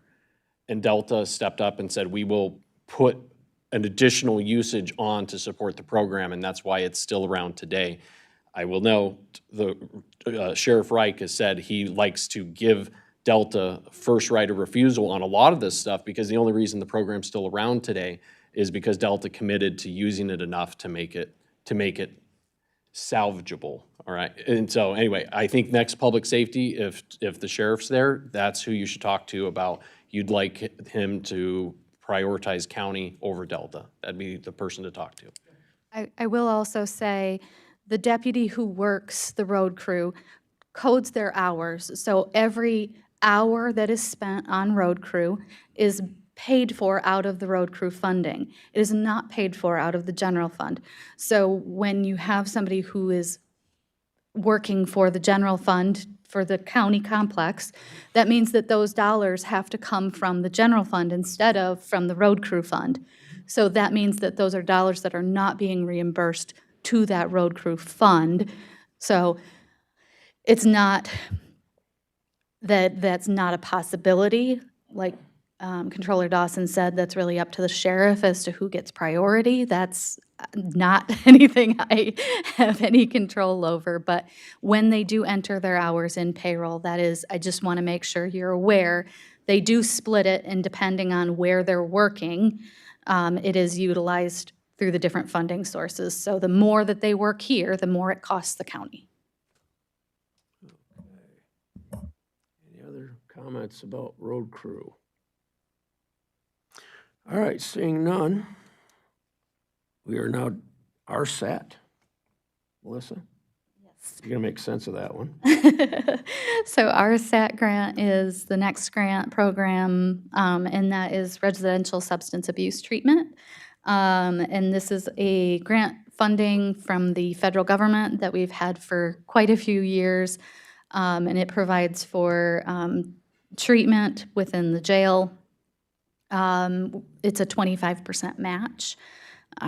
So the county pays for 25% of whatever is actually expended out of these funds. Probably the better person to talk about this would be our undersheriff or our jail captain, who really work in the program very intensively. So. Okay. Welcome back. Sorry you didn't get very far. Oh, that's great. I need the exercise. Any questions on this? Well, that was easy. You might as well stay because the local corrections training officer is coming up. Yeah. So the next two funds are actually very similar. There's a Michigan Justice Training Fund and a local corrections officers training fund. Both of these funds are for corrections deputies and our MCL certified deputies for training, for continuing education credits. So they have to receive their accreditations. So that these funds are specifically used for that. Michigan Justice Training Funds are from the state of Michigan, and Local Corrections Officers Training Fund is based on booking fees that is statutorily driven by the state. So they've said $3 of every booking fee goes to corrections officers training. So that's what these funds are, and that's how they're utilized. Any questions on those two topics? The next, I'll cover the next three kind of together. So there is also a drug law enforcement from the Sheriff's Department. If there's any seizures, anything like that, these funds go into that fund and are claimed through that, and then they're used to, the funds are used for equipment and such for that purpose. So, and then there is a donations fund for the sheriff and the animal control facility, very similar to the process for our juvenile and youth facility donation, as well as our parks donation. Anything that's donated is used for specifically things that are not normally purchased through the general fund. Any questions for Melissa on those? On the donation fund for the sheriff specifically, you said that would entail what kind of items? So we receive a victim advocacy funding donation from the state group. It's not actually from the state. It pays for a cell phone for the victim advocacy group. We also have pays for things that aren't necessarily eligible, such as a personal use coffee maker or something like that. Those are not general fund allowable items. However, if they pass the hat around, that's the funds that gets deposited into that fund, and that's how they utilize it. So any member of the public or a group could donate anything. Yes, so this is where Shop for a Cop, there's monies that is donated on behalf of that program, and then the funds are utilized from that program as well. All right, thank you. Any questions on that? And then next, the animal control, because it will come up. Is that a similar program in that the donations are for items that aren't covered under general fund? That is correct. So you remember so just to make it clear, because of the discussion we had previously, a donation to animal control is not necessarily going to bring more personnel into that department. Correct. Okay. It would have to be a sustainable donation that is fairly substantial, but the donation funds are used to buy animal bedding or any specific needs, dog food, something like that. A lot of the donations come in material form rather than in cash form, but if we have cash form, that's how it gets deposited. So I don't want any member of the public to hear us say donation fund for animal control and think, yeah, it's going to be entirely donation funded. I mean, if you're feeling generous, come talk to us, but I don't want to preclude any wealthy donors from I can stepping say up, but historically, it's not been a huge moneymaker. But it only has approximately $21,000 in there to pay for those needs. So it is not a money-making operation there. It does pay for the needs of the animals. But a lot of times when large donors do stuff like that, they typically want like a donation agreement so they can specify how the funds can be used. And if it was a large enough sum of money that covered for a few years, we would absolutely bring that to the appropriate committee and to the board to consider. So just know, we do not turn away large donors in earnest if they're interested in talking about trying to revive enforcement or something. with the understanding that it has to be sustainable also. Yeah, and we're not, a lot of people tend to donate to Humane Society type shelters that aren't no-kill shelters, right? So while what we provide is important, a lot of those donations typically run into a different network. animal support. Okay, any questions on that? All right, thank you, Melissa. Except you're at the top of the next one.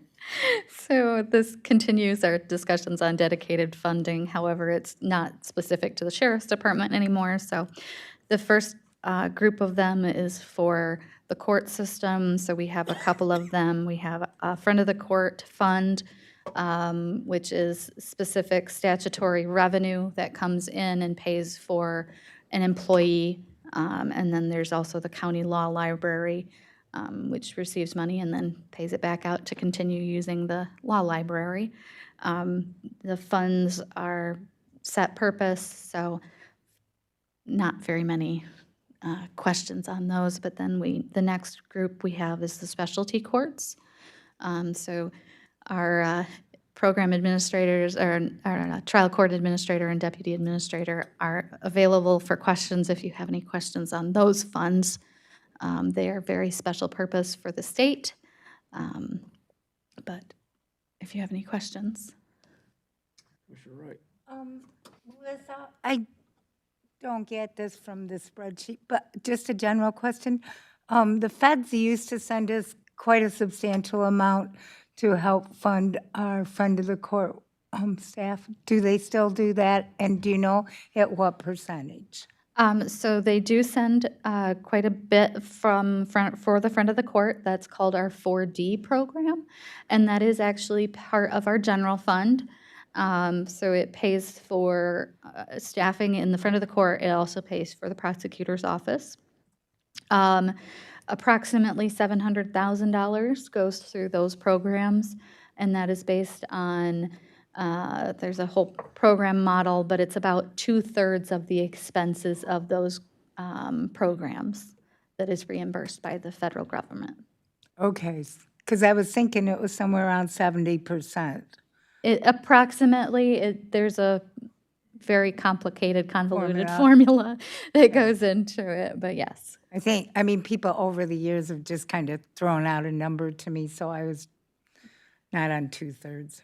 But that's okay. It's 2/3 of allowable, which is a whole different allowability. Which is okay. I think they were just pulling numbers. Like I talked to one time the director of Kent County, friend of the court years ago, and I think he was the first one who ever threw a number at me. So thanks. Any other questions? All righty. What's the next one, Melissa? So if Before we jump, I do just generally want to say we are continuing to monitor state and federal programs because there are reductions that are rolling downhill, generally so. And not just for counties, but for third party, anybody that's associated with Medicaid and other benefit programs. So we will talk, there's like one proposed with the prosecutor's office, which we'll get to. But I think Swift and Sure is a program that we've relied on in the past. So once we get a better idea of what that looks like, we'll bring that back. the programs, we do have to apply for them every year. We do bring an application resolution before the board every year, and part of the resolution does indicate if funding is changed, we do have to return to the board to make adjustments as necessary. I will say the courts this last year made a decision to not fill one of the case manager roles in an effort to make sure that they stay within their allowable budget for all of their programs. So they always have been very forward-thinking on leveraging how they can use their funds. So they do a very good job, and they work really hard to ensure that the programs continue and that they can continue with the staffing that they have. Okay. All right, now moving on. All right. So the next piece is for our clerk's office. There's a couple of funds. So there's a election equipment fund, as well as concealed pistol license funding and technology for the Register of Deeds office. So there's about 3 funds that are mandated based on, so statute mandates both the election equipment fund and the CPL fund, as well as the technology fund. So all of these funds are specific purpose, special use funds that the clerks offered direction on. Any questions? Okay. You're doing a good job, Melissa. All right, I'll keep on going then. So the next piece is for our prosecutor's office. There are 2 grant funds for Mr. Lloyd, for Prosecutor Lloyd. They have a STOP grant, which is domestic violence prevention grant, as well as they have much like the Sheriff's Department law enforcement, they have a drug enforcement law fund as well. So the STOP grant has a 25% match. However, it is done as an in-kind match. This is the 2nd year of the grant for them. Commissioner Haskell. Is that STOP grant an annual grant? It is an annual grant. We, the first year of the application was last year. So this is, we were allocated an additional year of the program for the same dollar amount. Okay. And then is that kind of one of those grants where kind of once you get it, you're likely to continue the program, or? I believe so. They made changes to the program last year, which allowed prosecutors to become eligible. We did receive the exact same allocation that we received last year. So I received an actual official letter from the state regarding it, but we don't know for sure. That is one of the reasons why we bring a resolution before the board to allow us to apply for it. Okay, thank you. So curiosity, Melissa, and I hate to bring this up, but should these grant funds not be available, what kind of money we're looking at out of the general fund, or would we continue with this? So the STOP grant funds 1 full-time position plus portion of the legal assistant. So you're looking at approximately $180,000 annually. I will say that these are very valuable programs, and then also your specialty courts, if we had to bring those back to the general fund, you're looking at approximately the same dollar amount. So All right, so we hope that the state continues those. absolutely. These are very valuable, very important programs. The STOP grant is actually, portion of it is federal, so we are receiving an allocation through the state, but it is a federal program. So that is how that works. Thank you. All right, next item, Public Defender's Office. Absolutely. So before you is a budget that's been approved by the Michigan Indigent Defense Commission. So it already has state approval. As we know, this is the portion of the budget. There's a portion, a general fund obligation we have to contribute that was part of the general fund that we've gone through. So this is just the special revenue portions with the state grants. Yep, includes the activities we've discussed to date. I believe this would include the Axon too. Was that integrated? Because it was part of the, I'm not 100% certain if this integrates Axon or not. However, part of the resolution to allow us to apply does indicate that we are able to do budget amendments, provided they, I think it's in there, actually. I does say think you're that, good. thank you, Okay, provided they fall in line with the state approval, so, all right. So it represents our activities to date. yes. All right, so any questions for Ben or Melissa? All right, thank you. Moving on. And we have Director Daly here, our Chief Information Officer. So our next budget is the computer fund. You'll see some activity, but it's pretty minimal, mostly because we don't want to create any security incidents. So Director Daly can talk more about any questions you may have. So, I mean, this is kind of a, I would call a continuation budget that we've had from years past. It's a breakdown of reoccurring, software subscription. There's reoccurring cost for software maintenance, essentially, warranties, for your physical hardware that, that your operations operate on.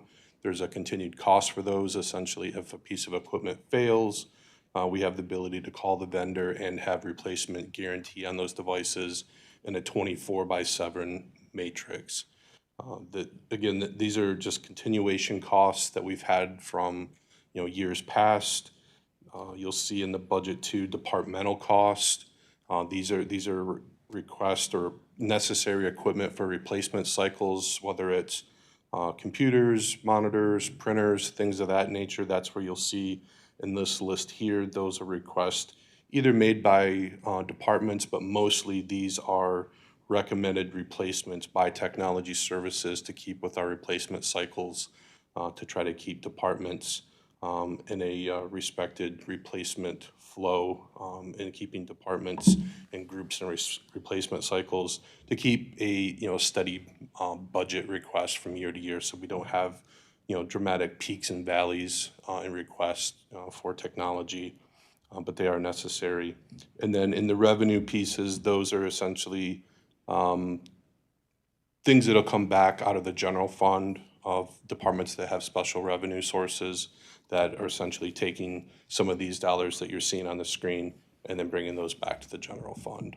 But I've talked about this stuff a lot in the past, but any specific questions that you have, be happy to answer.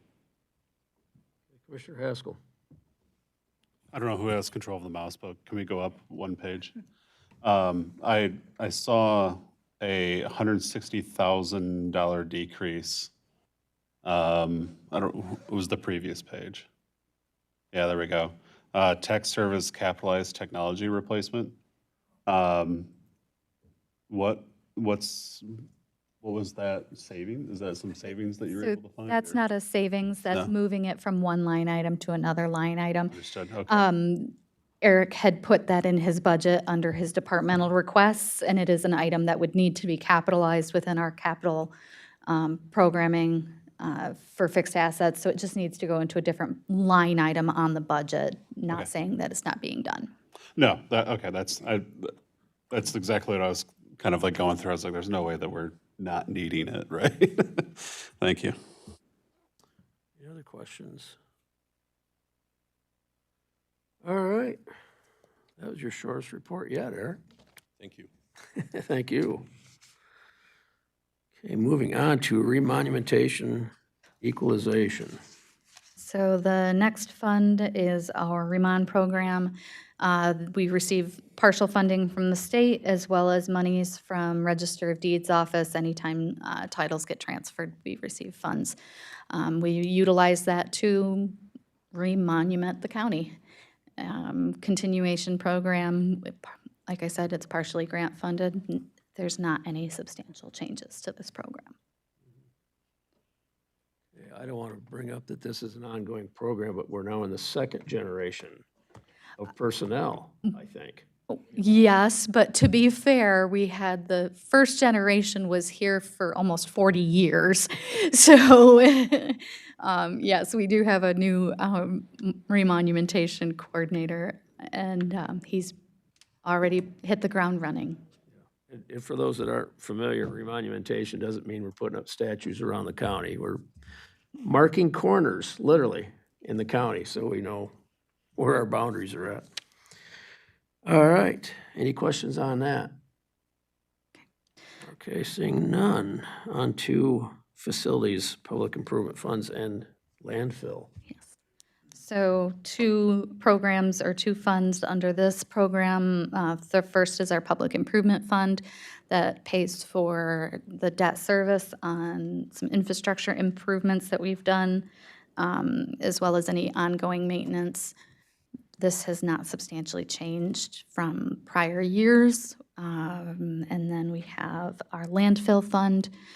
We do have a county landfill that we must maintain and oversee. So Director Powers would be able to speak more to any questions that you have. However, please let me know if you have any questions. Any questions? Seeing none. I think at this point, it's almost 11. I don't think we'll be here that much longer, but if anyone needs to take a break, we'll take a 10-minute recess, and we will resume about 5 after 11.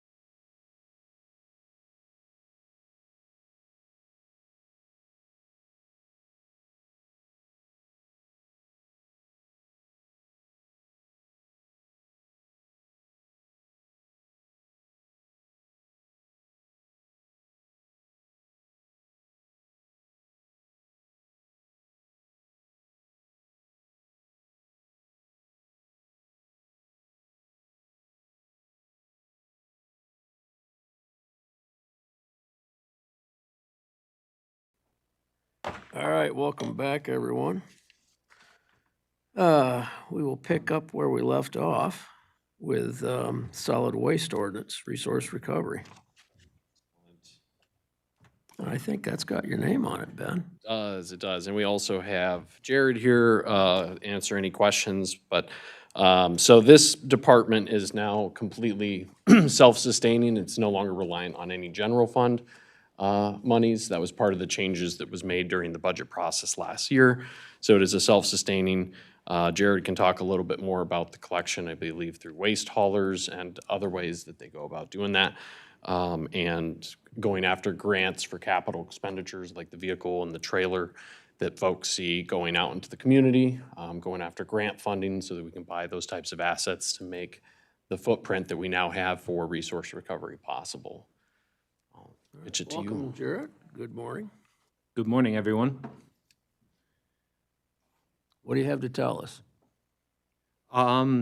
Yes, so when we went through the budget restructuring, we were able to maintain our services with cuts from the general fund.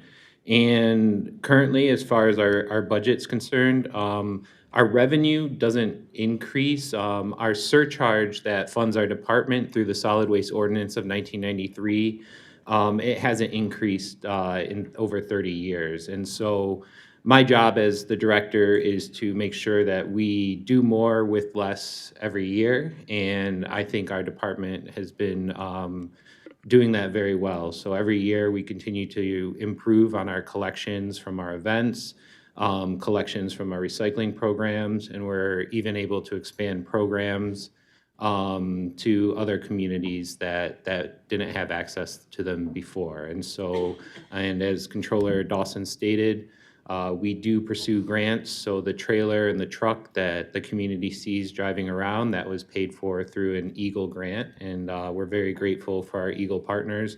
And then we also have enclosed trailer to collect recycling in certain communities twice a year. And that was also paid through grant funds. And currently we also have the material management plan fund, our grant, which is a 3-year grant, which will help fund our department, various parts, and bring it into compliance with the new solid waste laws. So the Department of Environment, Great Lakes and Energy updated the solid waste laws that every county is mandated to follow, and there will be the material management plan. And so my role as a director is to make sure that we bring all county operations into compliance with the new state law and work with any communities, local units of government, help them, bring them into compliance with state law, and then implement and make sure that we're doing what we're supposed to do. So most notably, in the new law,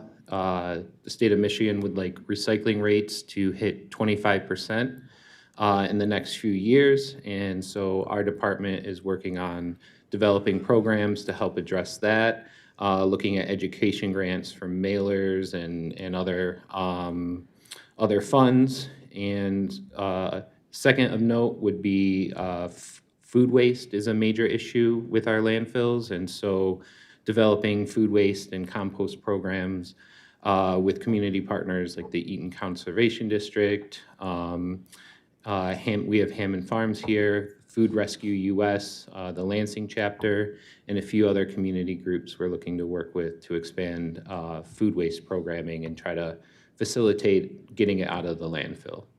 And I'll say, we do have the meeting presentations from the prior year where we go through exhaustively on the department. So for those interested in learning more, you can use those links. Also, Jared does monthly updates through Public Works and Human Services, but great opportunity for questions if you have them about his budget today. Any questions for Jared? Commissioner Haskell. This isn't relating to the budget, so I'll just be really quick with it, but your programming on food waste, would love to hear more about that in the future. Again, I know that's not specific to the budget, but sounds very interesting, and thank you. Thank you. Rudry.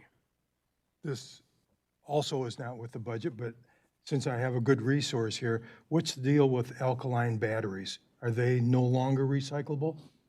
Yes, so the alkaline batteries have been reclassified as the equivalent of least concern. Over the previous decades, a lot of the toxic metals, mercury and other metals have been removed from alkaline batteries. And working with our vendors, we work closely with recycling vendors, including electronics, and across the region and really across the country, they're putting lower and lower priority on recycling those. And so, so from that perspective, there isn't a lot of value for the companies to engage in recycling with those. And as a result, they're charging, for example, our cost for recycling alkaline batteries went up 25% in the last year. So we are seeing price increases, and there is more of a push to look at those are safe to be landfilled. We would like to see them be recovered and recycled, but at this point, a lot of communities really across the state, and the state of Michigan is trying to address it. It's very cost prohibitive.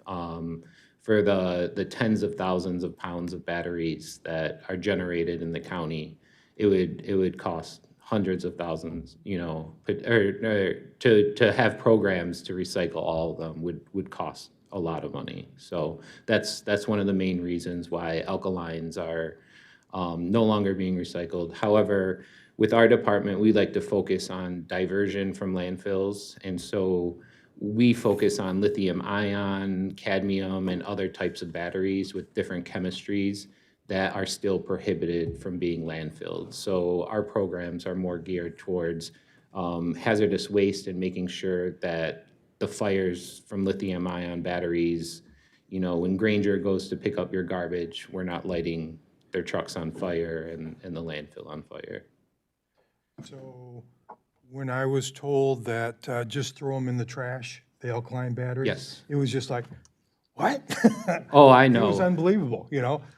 Yep, we've been telling the community that too, and we've been getting the same reaction, and I have the same reaction too. But as of today, it's very cost prohibitive to recycle the alkaline batteries, and there's other higher priority items for recyclers too. So why collect them if there's nobody to take them, is the position we're in. Right.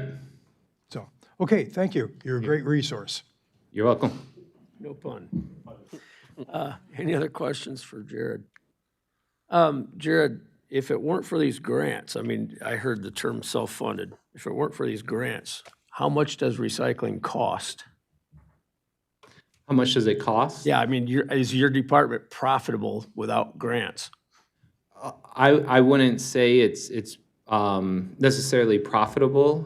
We do allocate a certain portion of our funding for recycling programs. And through those recycling programs, we do our recycling at Sunfield Recycling Center, which the county operates, the department operates. And we are able to collect this year probably up to 200,000 pounds of materials that we bale and work with the material broker and sell. And what we've seen is an almost collapse in the commodity market. So we rely on manufacturers to purchase our materials, and if manufacturing's down, demand is down and prices fall. And so revenue projections that I've had in the past, for the next fiscal year, I will be looking at adjusting them. But as far as Sunfield Recycling Center and the revenues we generate from that, we pretty much break even, which I'm very happy about. A lot of recycling centers across the state and the region are closing or shutting down because it's commodity prices have fallen so much, and it's really tough to self-fund these recycling centers. Finance Director Ballard, correct me if I'm wrong, but prior to the department being self-funded, it was 2/3 self-funded, 1/3 from the general fund approximately? Approximately, it depended on the year and. Just as a general estimation? As a general estimate, yes. Yep, about a third of our budget was lost. Correct. Commissioner Wright. Okay, so when you say the commodities prices are down and some recycling centers are having to close because they're struggling, how does that mesh with what the state's trying to tell you you have to meet? I mean, statewide, because everybody's going to face that. Yeah, in discussions with other counties and other groups, if all 83 counties within the state of Michigan are looking at increasing their recycling rates, we're looking at a far higher supply of these commodities on the markets. And when the supply increases and the demand isn't there, we may see a further erosion in prices if that happens. So on a statewide level, again, if we see these materials come up in much higher supplies from all the counties, being able to predict revenue and base decisions off of revenue would be much more difficult. So I agree. It's I know that 20 years ago, or maybe 30, we went to that charge that Granger puts on your tax bill to support your department, and other waste haulers, but Granger's primarily in Delta. And so I'm just sitting here trying to figure out how a mandate, when money isn't going to come back in on the other end, you know what I'm saying? You can only get I guess you can only get so much tacked onto our Granger bill, is what it comes down to support the department. If the recycling fees that you've been able to also use to contribute to your budget isn't going to be there. Do you see what I'm saying, Jared? And I'll just say, generally, the state as a whole will have a very difficult budget cycle next year because they're, I think, close to $90 million SNAP benefit reduction that the legislature is going to have to grapple with. What does that mean for that? So I think in general, we have to try to explore being as self-sufficient as possible, just because we can't always rely on those. But if we can get grants for one-time capital expenditures, Jared's done a great job minimizing the footprint of the department so it's sustainable and that it matches up with what we have for the surcharge currently. So we'll continue monitoring it, working through it, but I think his budget is in a good position to move forward. So great work. Yeah, budget's good. Thank you. Any other questions for Jared? All right, thank you, sir. All right, thank you. Construction codes. Okay, on to Construction Codes Department. Okay, so this budget here doesn't reflect a change in the fee schedule or a potential work that's happening at Ways and Means. So this is where the budget is at as of today without any other of those actions taking place. So you can see Construction Code has a statutory framework where their fees collected are for paying for departmental expenses.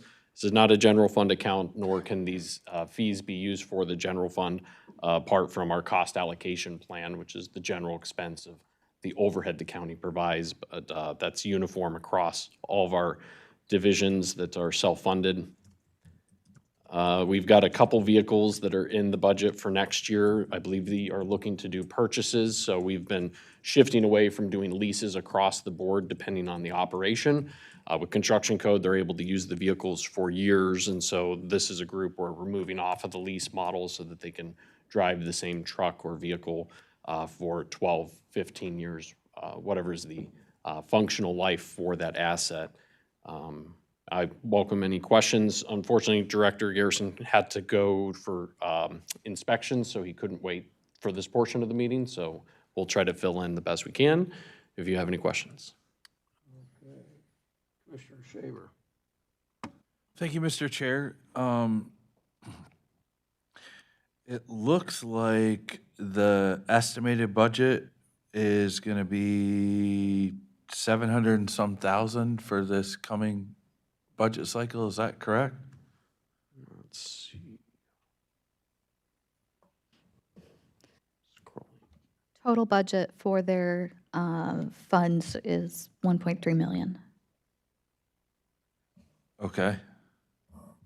I was, and what was it last year? I guess, can you point me to the right page here? Or I can look at this screen. Page 221, Okay, or sorry, 231. 231. Can we go to 231? Thank you. So you'll see there at the revenues, last year it was 1.16, this year it's 1.134. Sorry, 1.314. And so does that projected income, we were told 2 weeks ago that the income of the city of Charlotte was about 20% from my notes. I thought it was 10%, but yeah, I could pull up that fees. I might have wrote it down wrong, but I wrote down 20%. Okay. Should the budget not reflect that 20% decrease? I mean, these are direct services, right? I understand they translate into FTEs, et cetera, but if we're doing 20% less business, to use business terms, we should be spending 20% less roughly and charging 20%, because we're going to be taking in 20% less revenue. Otherwise, we're going to have to, our fees are too high. We already determined that last meeting. I think we need to see a 20% reduction. If that's the number I'm using because I wrote it down. If it's 10%, then it should be 10%. But I think we need to see a reduction in the footprint of that department that reflects the reduction in services that they're going to be providing. And I conceptually understand how someone would come to that conclusion. I do. The thing with construction code, we brought on Grand Ledge, we didn't increase our footprint. You have sometimes communities partner with the county. Chris has a network of contractors that he uses, so similarly, if there's not work, he's not hiring people that are subcontracted to do specific trades and certain trades. We also had an FTE come out of this department because of doing away with planning and zoning. Previous budgets, this budget was a mixture of those two operations combined, and we did a split cost of those FTEs. So bear in mind that the budget before you today already reflects a significant change in like the personnel that has been dedicated and as a shared resource over there.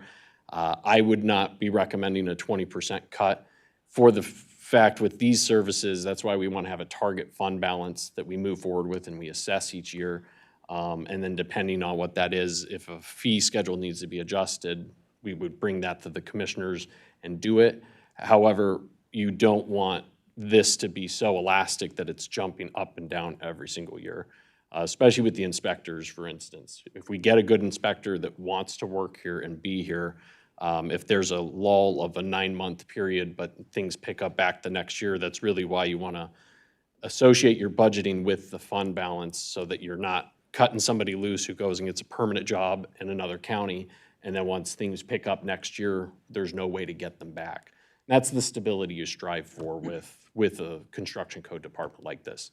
I appreciate that, and I would agree with that when it comes to like the market, because there's ebbs and flows within construction and building. But when it comes to communities choosing to use the services of the county for that or not, that's more of a long-term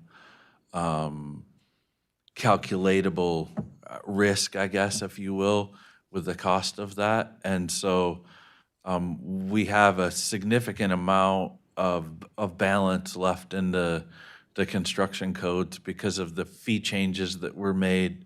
I know that those are going to be recalculated, but I mean, in the reality of it, basic math, we're charging people for what it costs, or we should be charging people for what it costs.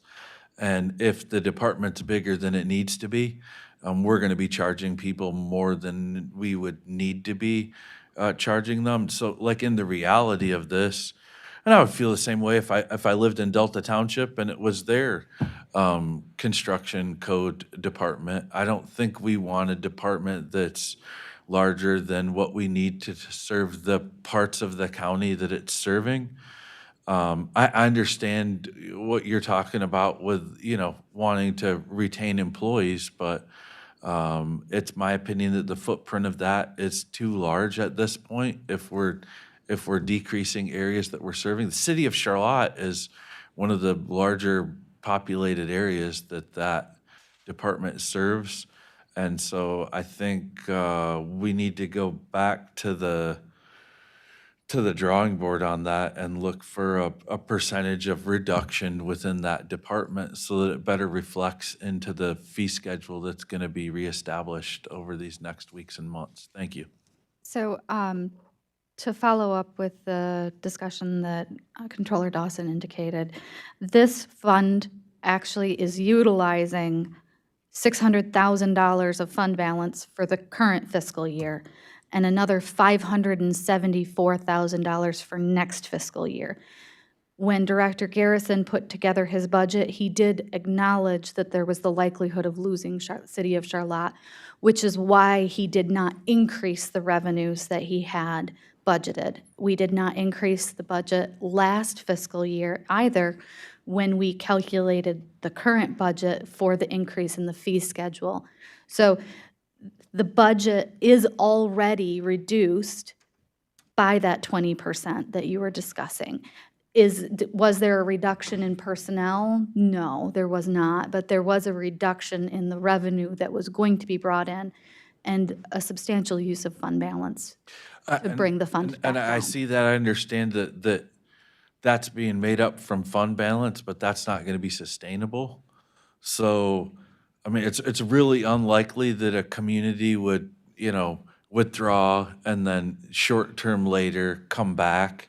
So I think what's fiscally responsible is to decrease the footprint of the services that we're providing in such a way where it is sustainable. Otherwise, we're gonna get a fee schedule change brought to us that's gonna be an increase of fees after that fund balance is settled. Am I correct in that thought? There's the fee schedule for this department should always be evaluated because it is statutorily required to be only for the cost of services. So we should be having an evaluation of that probably more frequently than we have historically. I will say that Director Garrison utilizes contracted rates, contracted services for as much as he can, acknowledging that an FTE, while budgeted for, is going to be more expensive on the long term. So yes, we've had 3 FTEs for inspectors, but he has chosen not to fill those positions for a number of years. We have not reduced the budget. We haven't taken those out of the budget. It's just he has chosen to leverage the funds that he has, acknowledging that there is ebbs and flows with his revenues because of the way that construction works. So he does utilize contractors for those services. I understand that. It's still just my position. I understand there's a little bit more complexity to it than this, but just with the basics of how that budget's established and how that funding is brought in the end, it's the homeowners that are paying those fees. I mean, we can say that the contractors are, but I was a contractor for a long time. Those fees are directly passed on to the homeowners, to the landowners, to the business owners. And so, although this isn't a tax, it's another way that our constituents are paying for these services. And if the footprint of the department's bigger than what's needed because the area that they're serving is reduced, I think the most responsible thing to do and the most moral thing to do is to decrease the size of that footprint so that it will match what it needs to. Thank you. Commissioner Haskell. Yeah, this isn't a one-for-one analogy, but in the business that I work in, there's quite a few contractors that are brought in for various development projects for, getting new programs off the ground and whatever. Sometimes those programs are cut, sometimes they're carried on. And I think, realistically speaking, that's where the contractors are that valve, that pressure release valve, right? Where you can bring them on more or you can reduce them. And I think what we're saying here is kind of the same thing, right? Like it's, if we're expecting to use fewer contractors because we are no longer serving Charlotte, there's a reduction in what we're spending there, correct? Okay, so, I mean, to me, it seems like the department's being well managed. We've got, with that in mind, that the contracting is that ebb and flow of business, and the FTEs are there for the core business. So I think it looks like it's well planned to me. Anyone else? Commissioner Shaver. Thank you, Mr. Chair. So as long as we're going to talk about contractors, are there contractors in every discipline of inspections in that department? Where are the contractors being utilized? Because when I look at the FTEs that have been allocated, there is, with what was being proposed 2 weeks ago, going to be full-time inspectors in every area potentially now. I don't know how that settled out, but where are the contractors? Because I understand that contractors can help you do more. I'm not talking about doing more, I'm talking about the ability to do less. I think with what's before us today, we don't have any ability to do less from what we were at last year. There's a lot of fixed costs that are established in this. And I understand the elasticity that's offered by contractors, but I'm not seeing a significant amount of that in this budget. Sure thing. Give me 1 second. I'll pull it up here.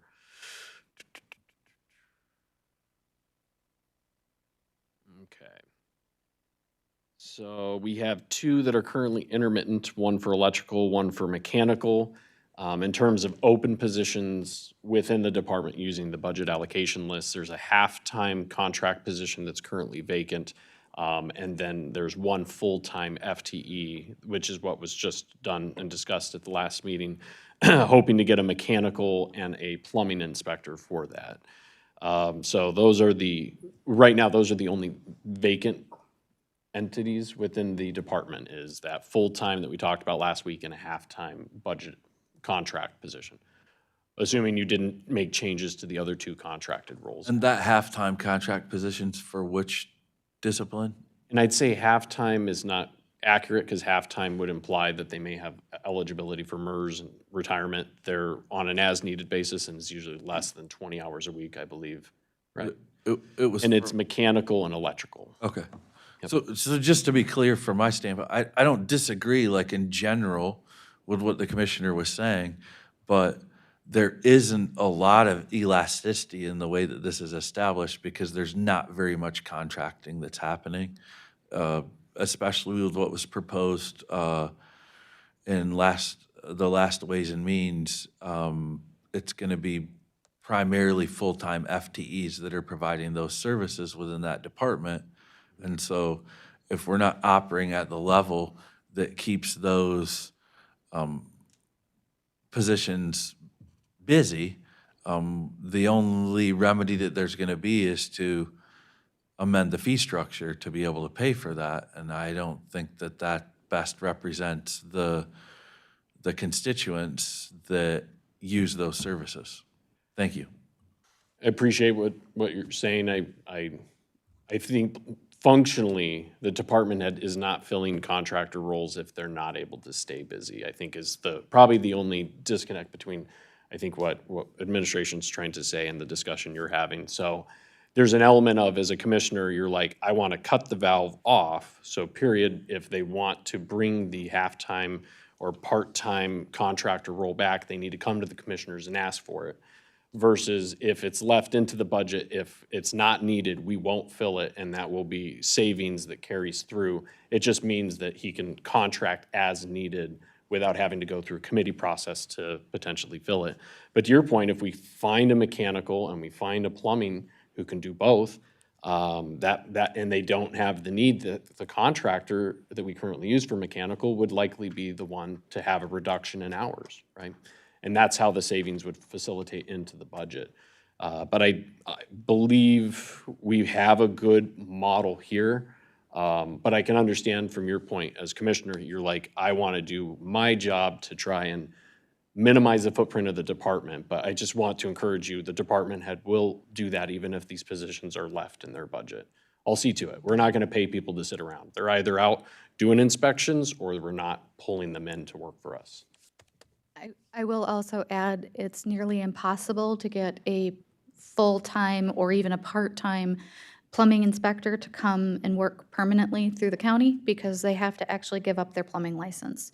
They cannot work anywhere else. So they kind of have to have a contractor, and sometimes it needs to be flexible as to which type, depending on what Director Garrison is allowed to do. So, but to your point, yes, a reduction in the need for the department would lead to a reduction in the need for services. So, but that is something that Director Garrison To be direct, I think the contractor model is significantly more advantageous to the homeowners in the county, other than, you know, maybe the ability for them to be as responsive with inspections, because there is that elasticity and responsive to needs. If you need less, you just have them come less. If we have full-time employees, not only is there the fringe that's associated with that, but also the you know, the guarantee for that. And I want our employees to feel like they have a job. I'm not saying that, but I'm saying within that department, there is a lot of volatility. And now we have a predicted downturn in that. I still don't think we're being responsive to that in the budget. I think that's the commissioner's responsibility. I appreciate the point about not filling those if they're not needed, but I think we can already predict to an extent how much the decrease is going to be. And I believe that it's this body's job to respond to that. Thank you. Any other questions or comments? All right. Moving on. Claudine, I think you're up next. Community Yes. Development. So and I believe we were on community development for the CDBG funds. These are the housing funds that the county has. It's our revolving loan fund that we use to do housing projects. I did just file the annual report with MISTA. This year, we received approximately $47,000 in income. As you know, Ms. Miller is out right now and won't be back until September, but when she gets back, she is going to pick up with this program and start doing some housing projects and reinvigorate the housing program that we used to have that we haven't operated in probably about a year or two. Any questions on that? All right. Moving forward. All right, opioid funds. This is the newer fund. It's not a new fund, it's newer. It's the one that is from all of the pharmaceutical companies that we have. You can see the fund balance there.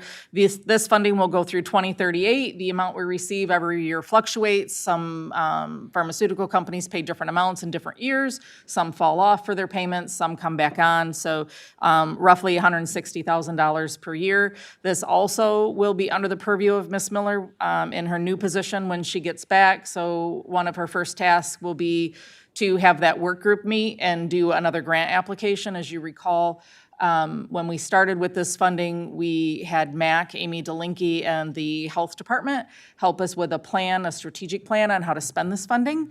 So Brandy's responsibility would be to follow that plan and how the spending of that fund is going to be, and one of those things is grants. So currently, the court system has a grant for some housing that they pay for through specialty courts. She, meaning Brandy, will be putting out another grant application, and people will be able to apply for items that suffice the Exhibit E is what they call it, and how we're required to spend that money. So that's an update on opioid.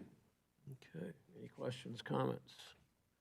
How long will this fund last? Till 2038. 2038. Then it's a done deal. I think it's the settlement period, but the fund itself will be there until we fully expend it. But, and then the interest earned in it can be used and reinvested back into the program is how we have treated it. So, yeah. So we'll have settlements paying out through 2038, and then whatever that balance is in perpetuity till it's fully exhausted. But the expenditure of those funds is determined not by us. They're dictated by The use of it is determined by the individual settlements themselves, which follow kind of a similar footprint, but some settlements have slightly nuanced requirements of how they can be used. MAC has been a phenomenal resource for us in coordinating to make sure that we apply them through our plan in a way that's consistent. Essentially, you have to meet the qualifications of that Exhibit E. Some of them, like Ben said, have more strict requirements on them, but you always have to follow Exhibit E unless the funds are unrestricted in some My way. point is this will never be dumped into the general fund. No, Mm-mm. no, it specifically has to be used for an opioid purpose, and that's what Exhibit E is. Yeah. But we encourage internal and external partners to apply when we put the grant process out. So we hope to see more applicants than we did the first year that we did it, including maybe broader diversity. So I know in the township meetings, we talked to some fire departments about it too, since, you know, EMS are on the front lines, like if it's either training or something. So I know those will be discussions we'll be having when the work group forms later this year. Any other questions? All right, thank you, Claudine. You're coming back, but Melissa, ARPA. So this is the ARPA funding, and there's really not any expenses for the current year. We will be having some expenses finalized for the Bank Intercounty Drain Project, and then the remaining interest revenue will need to be allocated back. So this represents that dollar amount. And then we have the next grant, which is, or the next fund, which is our Soldiers and Sailors Fund, providing providing food security and some other emergent needs for the community for soldiers and sailors that qualify. Questions for Melissa? All right, back to Claudine. Comprehensive Plan Fund. Yep, so the comprehensive plan fund is in there. You can see the balance of that, which Commissioner Shaver had asked for previously. A couple different uses for that funding has been discussed, but that is the current fund balance right now for that account. Okay, questions? All right, back to Melissa. It's like point counterpoint here. So thankfully, we're on the last two at this point. So first, we have our dental clinic, which is the debt service that is still owed on that building. The dental clinic itself pays the health department. The health department then pays us. We pay the debt. So we are almost done with that program, and then any remaining revenue that comes in from the lease of that building will go into this fund. Then we have the MDHHS. Wait a minute. Oh, sorry. Commissioner Wright? When do you think it's actually going to be done so that we can put them on a lease program? Do you have a projected date? So the last payment is 26, 27. So this year, it will be, the whole thing will be done, and then, in theory, the building will revert back. It's very convoluted as to how things happen, because we leased the building to the health department. Okay. And so we have a lease with the health department. Then the health department turned around and provided a lease to the dental clinic. So trying to figure out how do we bring the revenue back to the county without voiding the lease that we gave to the health department, and also with the subsequent lease to the dental clinic, has been interesting to talk through. So can you track it back far enough that the health department, see, we had to be able to sell the bonds out on Wall Street. I was part of it. In fact, on my Facebook, that's my ribbon cutting picture. So that's how much I'm into the dental clinic. Okay, so I remember that. Do we have anything that says that the lease rental, once the building's paid off, comes to us? Or is it set so that it kind of just goes to the health department, then out of the goodness of their heart, they give us some money? So the building is owned by the county. So Yep, there's okay. no distinction on that. The building is owned by the county. We do have a lease that's a long-term lease with the health department, so that the fact that they've chosen to lease it back to the dental clinic is different. So regardless of the lease with the dental clinic, we still will receive the money from the health department. It will depend on the lease language and how long-term that lease language is for the health department, between the health department and the county. Okay, so, because when I worked through that situation, I knew that we were gonna own the building, okay? I guess I didn't remember how it happened. All I was the person going, I want that, okay? So I don't remember, I did have to get into the details. So my point is, I'm just trying to make sure that because at the end, we were supposed to own the building, and it was supposed to be our asset. So I'm just making sure that as our asset, like the 551 building, we are now generating, revenue from the leases that we have, increased. So that's our money. It will be once the debt is paid off, yes. Score. That was good. Okay. Any questions on Commissioner Shaver? Can we back up to that Fund 223 real quick? You guys were moving too fast for me, I'm sorry. So we've got 56,000 that's remaining in that funds that were set aside for master plan? Is that correct? Am I reading it correct? So, yeah, and I believe this also includes. No? No? I see somebody shaking their head, no. All right. I want to make sure I'm reading it right.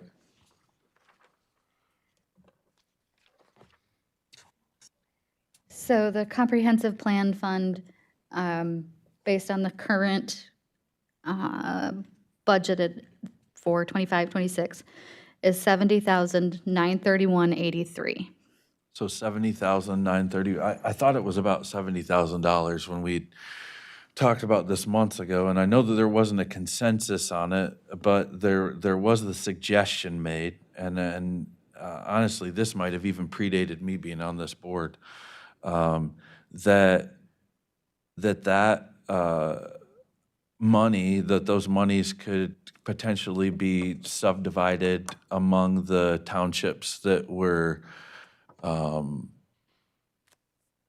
guess, disenfranchised in a way by the closing of the planning and zoning.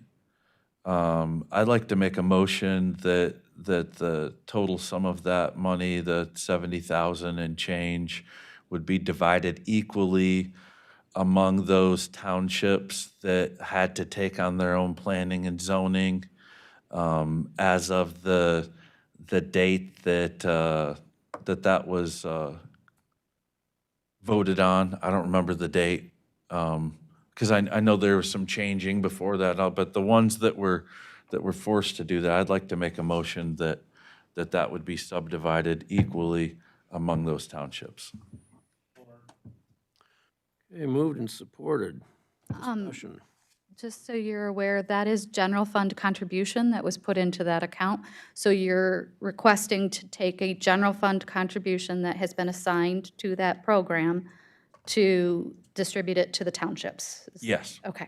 Specifically just the 11, because communities like Hamlin and others that took on their own planning and zoning prior to us doing away with ours, we're talking just the 11 that were reliant on our service when we discontinued, correct? Okay. Any other discussion? Mr. Chair. Commissioner Haskell. I guess for this fund, is there purpose for it other than, I guess I'm looking towards staff here to see what would be the benefit of keeping it in the fund? Are there other uses for it? It's general fund dollars. Okay. So you could use it for anything. It could be put it back into the general fund, unassign it, and it could be used for future projects, for any future projects. Currently, it has been assigned, but it is general fund dollars that were assigned. Okay, and if it remains in this fund? It would continue being assigned until the board had provided direction. Okay. So it could be, we could leave it in that fund in perpetuity, Or we could put it back to the general fund, or you could put it towards the tax, local tax defense fund. You could do really anything for that, with that. Just a note, sorry, so, and this would be a 10-1 activity, if you're wanting us to do it in the current fiscal year, just this being a special meeting for next year's budget, so if you're wanting it earlier than that, then we should take it up at the normal Ways and Means, but just making sure we're on the 10-1 timeframe. I honestly would rather see it just go back to the general fund and talk about all the various use cases that we could use it for there. Mr. Shaver, did you have your hand up? I did, thank you. I don't want to clarify my motion, just my point of view on this is difficult decisions had to be made because of the financial position of the county. And these were general fund dollars. These were funds that were set aside for the remaster planning of the county that I think had to happen every 6 years, if I'm remembering correctly. When that burden was transferred over to the townships that have been described, in those some 11 townships, I think that it's the correct thing to do. They've all taken on, in the context of their budgets, a significant financial burden in this first year to establish their own planning and zoning, whether it would be in the joint authority or the ones that they've done severally and individually. I understand it's not that much money. I think it's the right thing to do. I think it was discussed before as an option, and that's why I'm making that motion today. To Controller Dawson's point, it wouldn't happen until 10-1. I'm okay with that. I just think it's the right thing to do on behalf of those townships, 4 of which, full disclosure, I represent. But it really doesn't matter. They were put in a position. I think they've all done as well as they could for the most part, to the best of their ability, save maybe one. But I think it's the right thing to do, and I appreciate the support on that. So a master plan has to be reviewed every 5 years. It doesn't necessarily, the state act doesn't require you to update it. It says it needs reviewed every 5 years. The county had just done a review of the master plan right before all of the townships took over. They could have taken the new county master plan and used it as their own. I don't know if they did or not, who chose to do that and who did not. And additionally, we had Jason Ball work with them to make sure that that master plan would be compliant for their needs. So I just put that out there for information. Yeah, because I believe it was 73 and it's now 70 because we paid for him to facilitate the transition. But yeah. Commissioner Hassel. The master plan, would that have served more than the 11 communities that we're proposing to give? The master plan would have been for anything, anywhere the county currently had jurisdiction over. So it would have just been for the 11. Just the 11? Mm-hmm. Okay. Just the general law townships. Commissioner Wright. Mark's next. Mark your height. Patient. Commissioner Woodry. Thank you, Commissioner. Now, is this distribution, is this a reimbursement for something? So it's just a distribution of this money to the chosen 11 townships? Well, Personally, I'd probably rather treat it like a distribution rather than have the locals submit expense receipts. But yeah, I think it's safe to say there's not a community that spent less than, and it would shake out to about $6,400.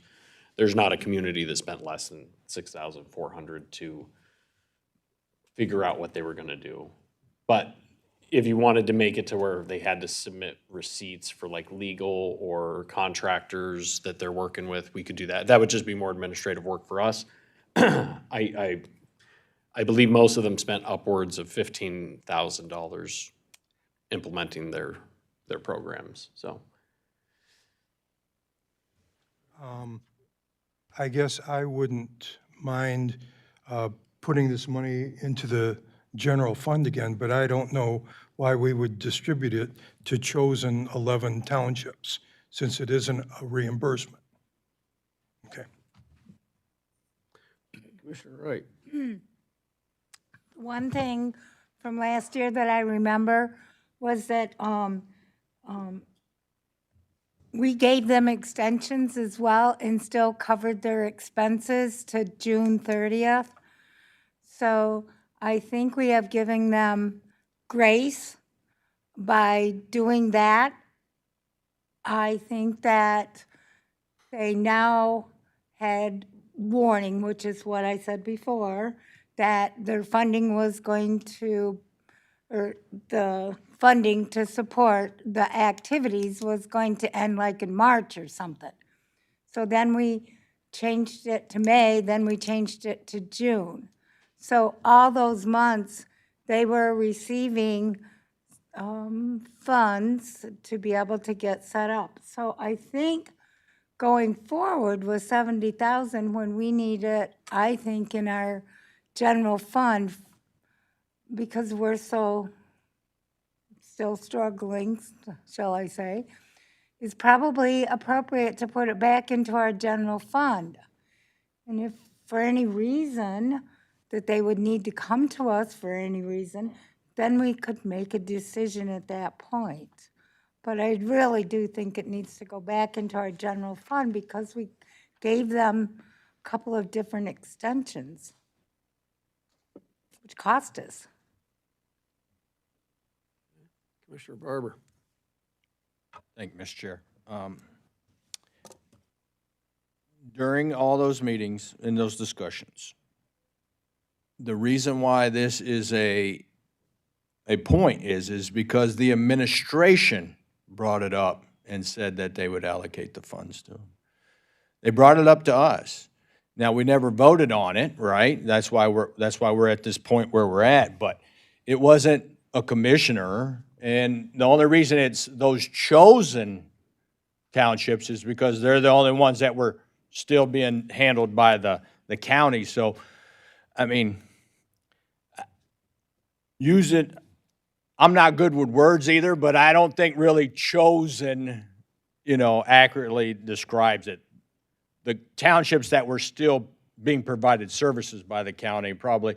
But then something the administration just said is like they spent $15,000 and this is only going to be $6,000. That's absurd.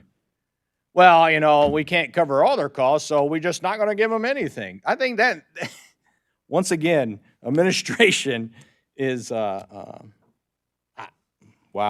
I think you're mischaracterizing me, and I'm just going to be honest because, I serve in public service because I want to, not because I'm in any way. I go to your communities, I'm here for the community. I wasn't in any way saying just because we can't cover the full bill. This is not a decision for administration to make. It's a decision for all of you to make. I'm making sure I understand the motion very clearly and giving you an idea of what you're actually voting on. There was a question about whether this was a reimbursement or not, right? I'm saying very clearly, administration doesn't feel the need to collect invoices because I know they spent more than we're gonna be able to provide with this 70,000 that you're talking about, right? Does that make sense? It does. Good. Okay, any further comment? Chair. Commissioner Mott and then Commissioner Holmes. Out of those 11, there's one township that chose not to do zoning. And is that part of the distribution? It would be the way the motion sits. Okay. I'd be happy to amend my motion to the 10 that chose it, if that's what pleases the rest of the commission. I'm just pointing it out. Yeah, I understand. I would also add, as of this date, those 10, in case somebody decides to change their mind. Commissioner Holmes. Oh, I thought you had your, okay. All right. Any further discussion I'll on make this? that amendment if my second is okay with that. Or All right, so amended motion on the floor. Yeah, I would hope that we wouldn't look at it as a reimbursement, because I think then it would become a free-for-all, who can get their receipts in the first. So if we're gonna do this thing, I would think it would be divided equally among those 10 townships. Is that correct? Pardon? That's your motion as it stands right now. Okay, any further discussion? Commissioner Haskell? Just one final question. Would it make sense to divide it by population? I don't want to complicate things more, but is there an increased cost to doing zoning if your population is higher? I think because it's more jurisdictional footprint, you could probably make an argument from a square footage and mileage standpoint that, but even if you're like, say, a township that has a large footprint out of it because there's a city that has its own planning and zoning within that, I think doing it just simply the Level is fine. level would probably be That's fine. the easiest, yeah. And the difficulty when you're not in a joint, really, that some of these communities have had to grapple with is you have to have spots for industrial, residential, commercial. And when you're not sharing with other jurisdictions, you have to find that allocation on your footprint, right? So for the ones that did the joint, they can kind of share like the vision of how to break up those land uses. So it's just a different struggle depending on how much acreage you have to work with. Any other questions? So if we move this forward, it leaves this committee and goes to Ways and Means, or goes to the board, or it ends here? It's a budget amendment, so it would get sorry, well, you're amending next year's budget starting, so we would just integrate it into the sheet for next year. So you'd see a expense increase of 70,000 and a decrease in the revenue it would just be allocated on the next sheet that you see. Okay, and those township boards that are listening to us right now expecting this to pass and put revenue in their hands, when the way they expect to receive that revenue? Sometime after October 1st, probably give us 3 weeks from October 1st. All right, Commissioner Barber? Yeah, thanks, Chair. I do owe the controller an apology for that comment. I misconstrued what you said. So verbally and on camera, I want to make sure you know that I apologize for that comment. That comment was uncalled, directed at you. I appreciate it. Thank you. Any other comments on the motion on the floor?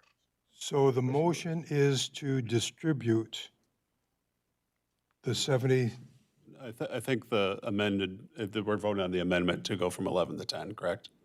Yes. okay, I understand. Equally divided among those 10 townships. And then we'll vote on the 10. Yeah. Right. Okay. Any further discussion? I'm going to suggest a roll call vote at this point, so. For the amendment? Yes. Well, excuse me. We don't need a roll call vote for the amendment, but we will need a roll call vote for the motion. So that being clear, all those in favor of the amendment at this time, vote signify by saying aye. Aye. Any opposition? All right. Now, on to the motion. I think a roll call vote's in order. So, Commissioner Shaver? Yes. Commissioner Pro Wright? No. Commissioner Mudry? No. Commissioner Holmes? Yes. Commissioner Haskell? No. Commissioner Barber? Yes. Chair DeRosa? yes. I thought you skipped me for a second.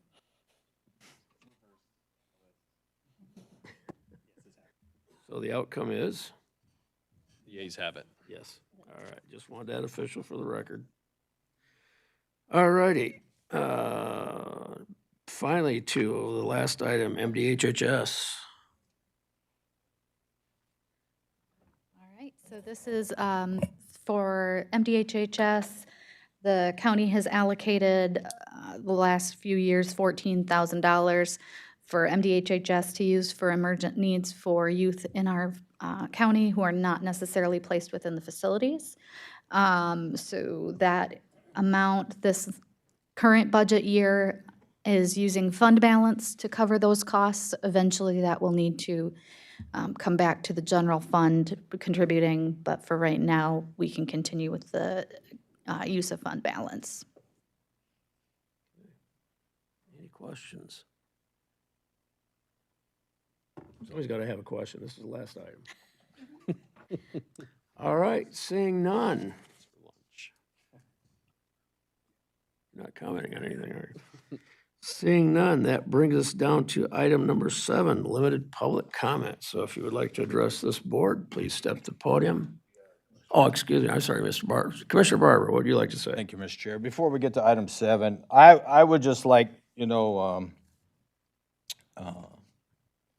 the spirit of pulling us back from the edge, and I think last month, I think I heard from Commissioner Haskell some concerns about community mental health funding and stuff like that.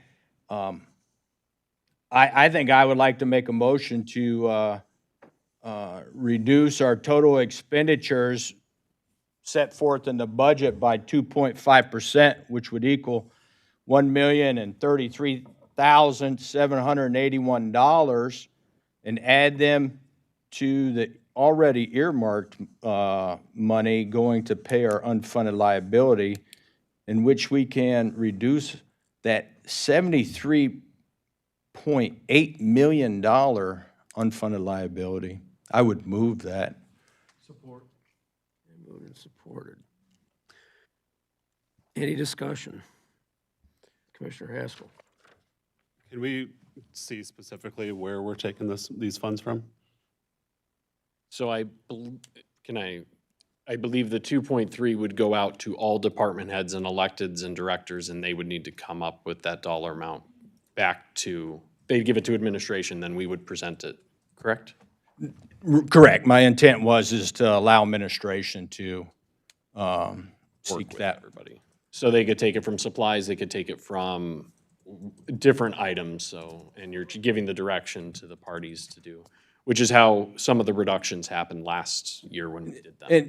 And just tell you where that number came from, right, is when we looked at our MERS printout, right, to get us to move 1% on that, it's roughly $2.49 million to get us to move 1%.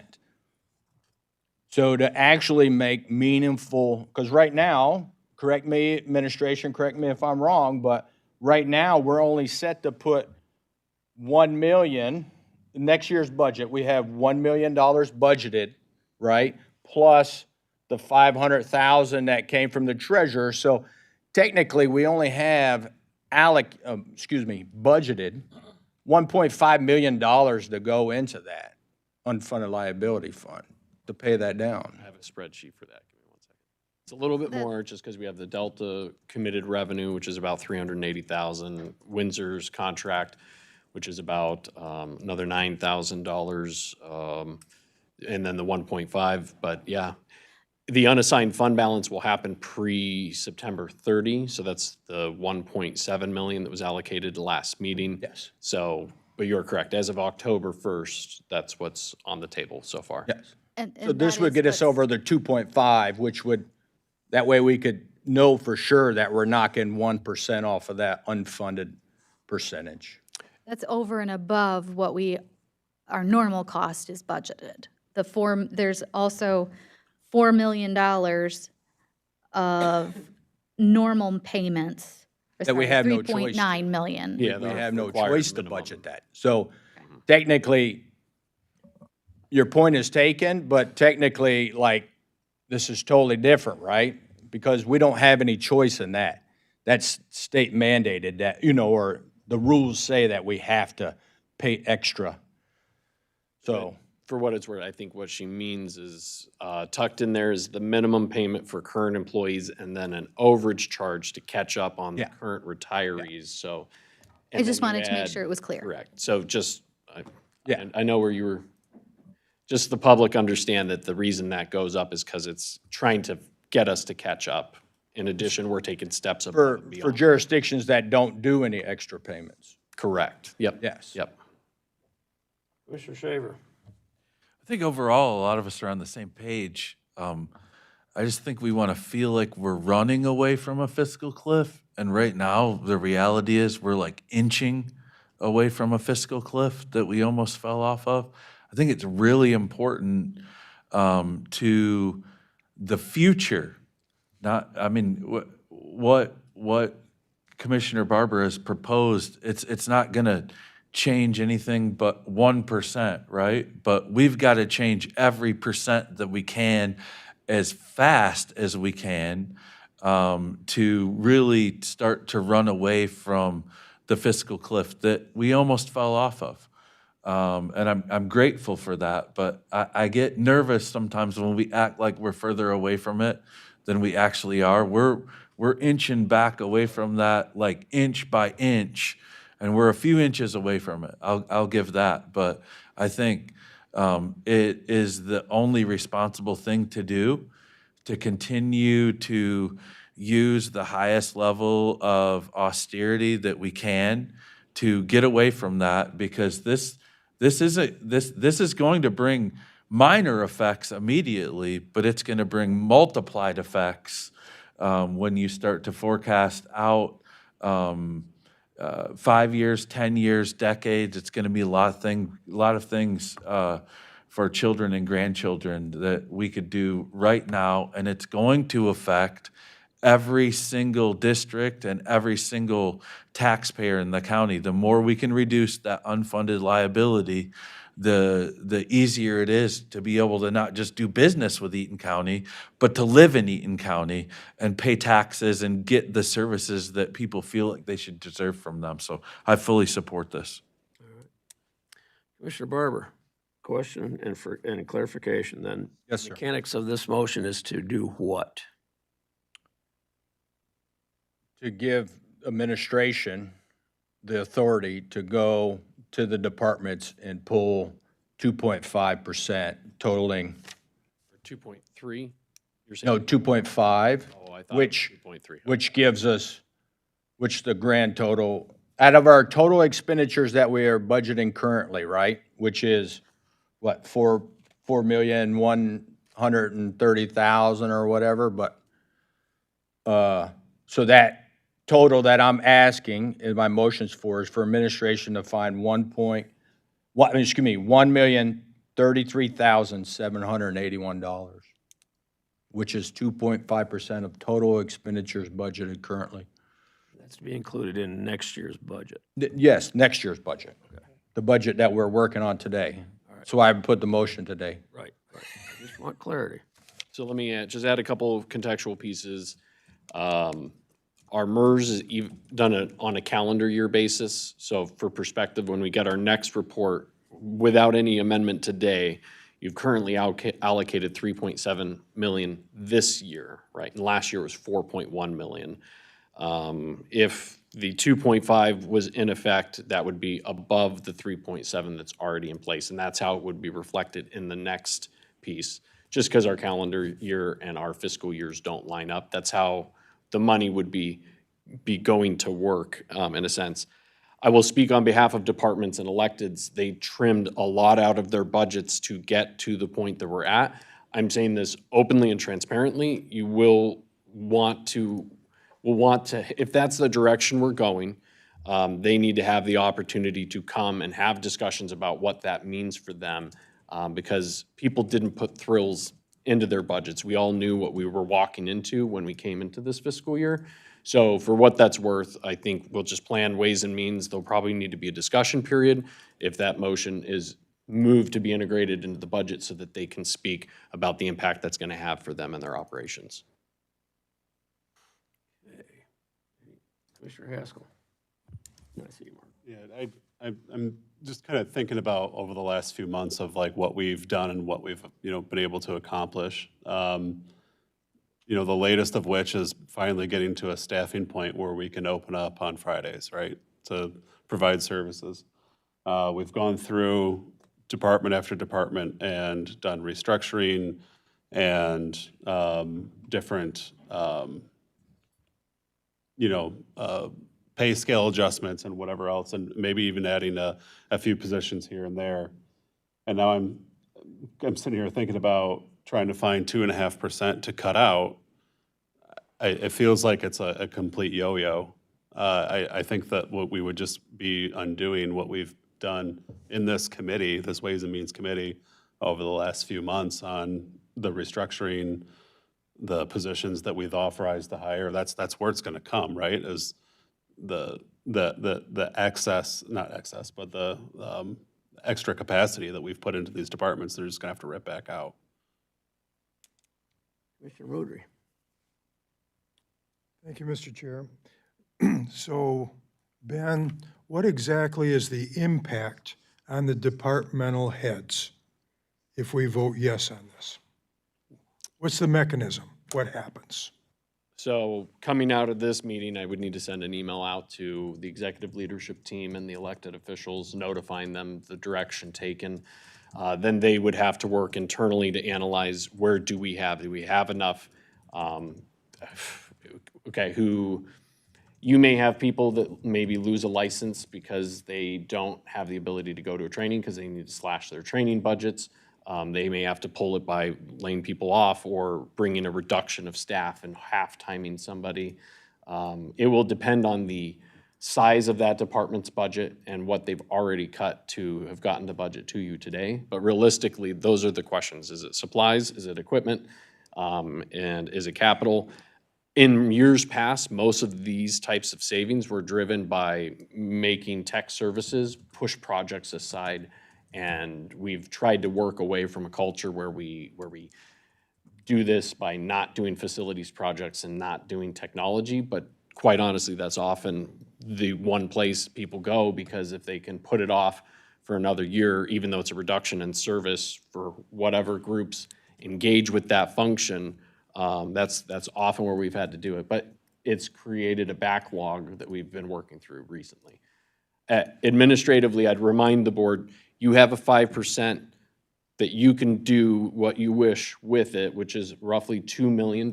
So I would say at a time where you have a 5% consideration, where you could literally move that into MERS and hold that while simultaneously asking for a 2.5 from departments, we should probably buckle in because we're gonna have a long ways and means meeting. I'd encourage, if the desire is to put more away, I would start there, because that was the intention of the policy, that you fund your priorities from that. But that's just my perspective as administration. Now, this is a recommendation by the Ways and Means to the full board, correct? It will, yeah, you'll be amending the budget. Ultimately, the full board has to adopt that budget. So you're just amending the draft. We're living in a draft budget. Just because it moves here, it can be undone, and then it can be undone at the full board. We don't have another special Ways and Means meeting, so a lot of this work would focalize to our normal Ways and Means in August. So that way you can kind of move forward to the Truth in Budgeting hearing, which is in September, before we move to final adoption of a budget. Commissioner Barber. I just got a question. So, like, special budget meetings, like, this is what we're supposed to do, and if we don't want to make changes, then why have we been holding these meetings? Why don't we just vote for the budget back, what, May, or whenever the first budget meeting? Why didn't we just vote to move the budget to the board and just pass the current budget that you gave us? I mean, every budget meeting, right? The projections and the documents that we're getting, right? You're refining it between every meeting, right? And we haven't, for the most part, we haven't asked for any cuts, right? I don't, like, at all, really. But then there's been refinements to it.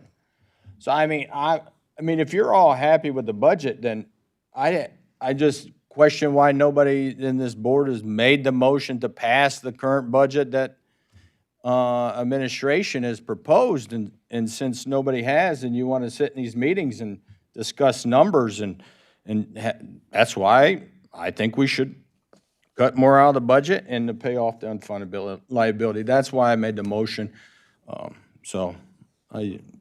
Commissioner Holmes. I was wondering, the comments from Ben Dawson there about having the departments come in and have it kind of like we had last year, and that's highlighted here in number 6 on the agenda, so we get an absolutely clear picture of what that would affect. My approach has always been based on further information, what we get coming and go into these meetings. we can make the final decision on all information available, you know, to go ahead and say, yeah, look at this, ask the departments, you know, maybe they can find some and maybe, I would say some maybe can't, but have them look at it. Are we sure that would happen so we get that information to move on? Yeah, going into last budget, everybody knew there were going to be budget cuts, so that was the preparation through the whole process, meaning we had given departments, you know, we started those discussions in March, right? So departments, elected offices, the trial courts had time to prepare for those presentations that I believe happened around July. At this junction, we're late in the budget process and that direction hasn't been given to them. That's the piece, and you are correct. If that's what we're gonna do, we will build into the agenda that response period, because there is a minimum serviceable level that we are obligated to provide for elected offices. We've had really good relationships with our elected officials in the past, but that does not exist in all counties, and so therefore, if the Board of Commissioners requests a reduction in service they believe is under that, they need to be able to let you know, and maybe it's this department can't sustain a 2.5%, and this is why, and they explain it. And then it's up to you all to be like, I think you can, but you may be gearing up for some fights in the future just because we do have an obligation to our elected offices and to our partners like the trial courts to fund them at a serviceable level. We will integrate that into the agenda for next period if that's what moves out of this group today.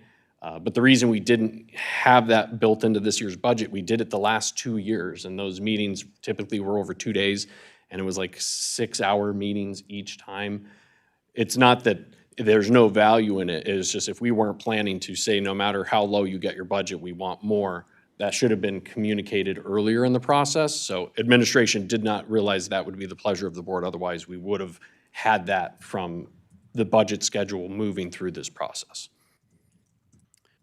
I just remember one of the departments, in the last cycle, we cut farther than was required by an agreement, contract, what do you want to call it? So not foreseeing all them details, I think it's good to hear at least briefly from them. So, thank you. Yeah, okay, Commissioner Shaver. I think that that we have to be really thoughtful with this, but remember that this is a request that's going through the controller's office. This is a request, right? Requiring a response. So when we vote on this here in a couple of minutes, I think it's the only responsible thing to do, in my opinion. And yep, we've got 5% contingency there. That's twice the size of this that we're talking about, but let's not, I mean, the reality is if we could find 10% between the two of them, we should find the 10%. I don't think we can. So that's why I'm supporting the 2.5. But also remember that in the fund balance that we just voted on 2 weeks ago, and I brought this up, and it was presented to me that about $250,000 of that salary study, I'm probably not using the right words, but the salary study was for the contract for that, and the remainder of that was for the implementation. So there is money there. It's not a massive amount, but I mean, we're saying, what was that, 1.5 or 1 million that was going towards that total? 1.5. So you've got 1.25 million there that's for implementation. Rough numbers, again, I'm not holding anybody to anything. So we have some money built in there to put the money into the jobs that are going to come back from that study that are, you know, under the bar. It may not be enough to implement it, but this board's already taken into account those things. This is an overall across the board thing, so I don't think it's insensitive, in my opinion, because of the pressure that we're under with this unfunded liability to go and look for that 2.5%. I think it's the most fiscally responsible thing to do. I think it's the most responsible long-term thing we can do, not just for the county, but for the employees here. And I think that we could waste more time talking about this, but I think we should have a vote. Commissioner Wright. I just want to say that with all the work that was done last year and the amount of people that we had to cut and close the offices, restrict other improvements, that administration had an idea and a plan that eventually, if you work the process, you will come out of the situation you're in step by step while still taking care of our departments and our services that we offer to our taxpayers in a responsible manner. And to go in there and try to cut any more in these times while our costs are already still going up, our mandates from the state have increased even in the last 15 years. So our staffing, the way we cut it back, was cut back to what, 1910 or 2010 levels or something to that portion. And we just can't operate by keeping cutting staff. It's not going to work, you guys. You are not going to have people who are stable employees because they're not going to know what to expect. If you don't stick to a plan, believe me, so that I know I'm going to be paid next year, and every year you want to keep doing something to me, okay, see ya. So I'm just saying, we already have done all the work. We had given a roadmap to our administration to develop a plan over the next several years as to how to get past some of the situations that we have had in place for the last 10 years on a rolling basis. I'm just amazed that we can keep going over the same thing and all we want to do is cut. But I know that's not going to do anybody any good. In the long run, it's going to, look at the difference in the staffing levels in the open positions that we had. We're now down to just very few, but that's because we're a good county. But if we continue to cut and we can't provide our services and we can't keep our staff happy and not overloaded, you're not going to be a good county. Sorry.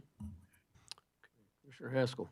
Yeah, I guess my final point I'll make here is I don't think we're actually even operating under our board rules properly with this motion anyway. It's not on the agenda. It seems like it was brought up during limited public comment. I think if we were going to have this as a motion, it should have been added to the agenda at the beginning of the meeting. Appreciate your comment. It was brought prior to, he had his hand up before he called for limited public comment, so. I understand that. We've discussed many things that weren't on the agenda this morning. For clarification, seeing no other comments, this is not a mandate to reduce the budget by this amount. This is a request for the controller's office to get with the chairs and electeds to see if this is a feasible request. Is that correct, Mr. Barber? I thought it was a mandate. That's No, all. it's a mandate. It is a mandate. Find 2.5% to cut out of the budget. Total expenditures. All right. I just wanted that to be clarified. So any other comments? Commissioner Mott?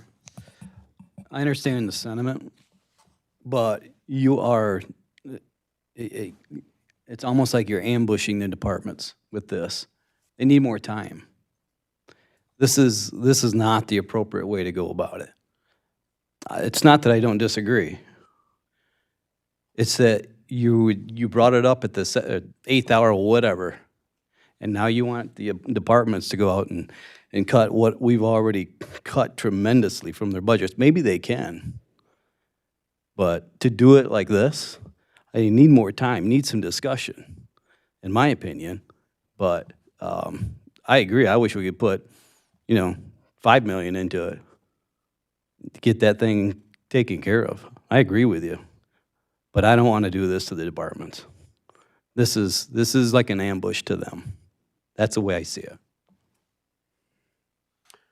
Okay. I think at this point, we will have a roll call vote on this motion on the floor. Commissioner Shaver. Yes. Commissioner Prowright. No. Commissioner Mudry. No. Commissioner Holmes. Commissioner Haskell. No.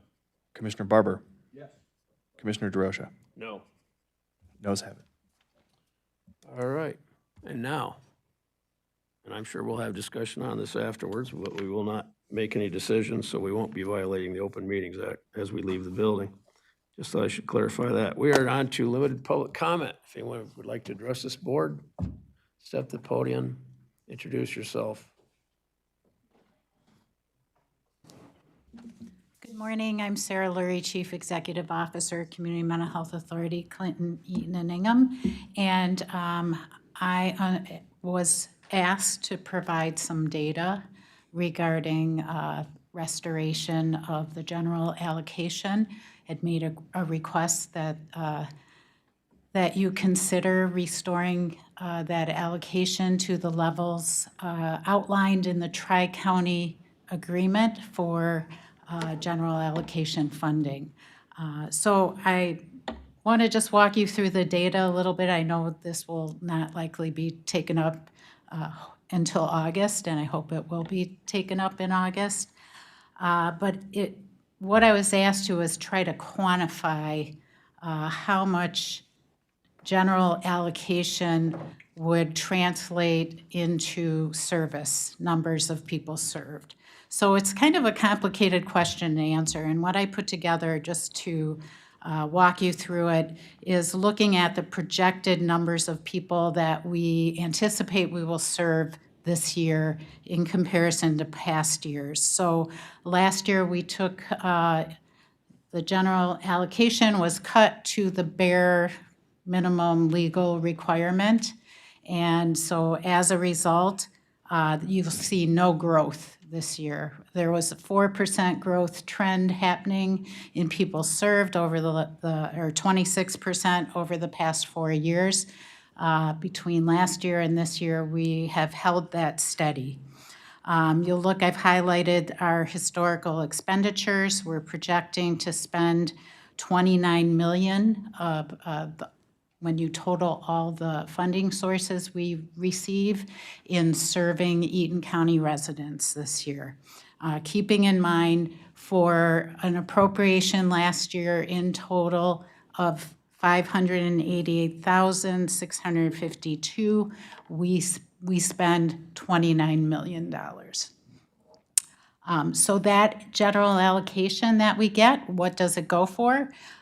We are highly Medicaid funding. It helps to provide, a portion of it is a match provided to the state so that we can draw down those Medicaid funds. The rest is generally used for things we cannot use Medicaid for, and the primary thing is serving people who are uninsured and underinsured or uncompensated care, which seems to be the common term people use these days.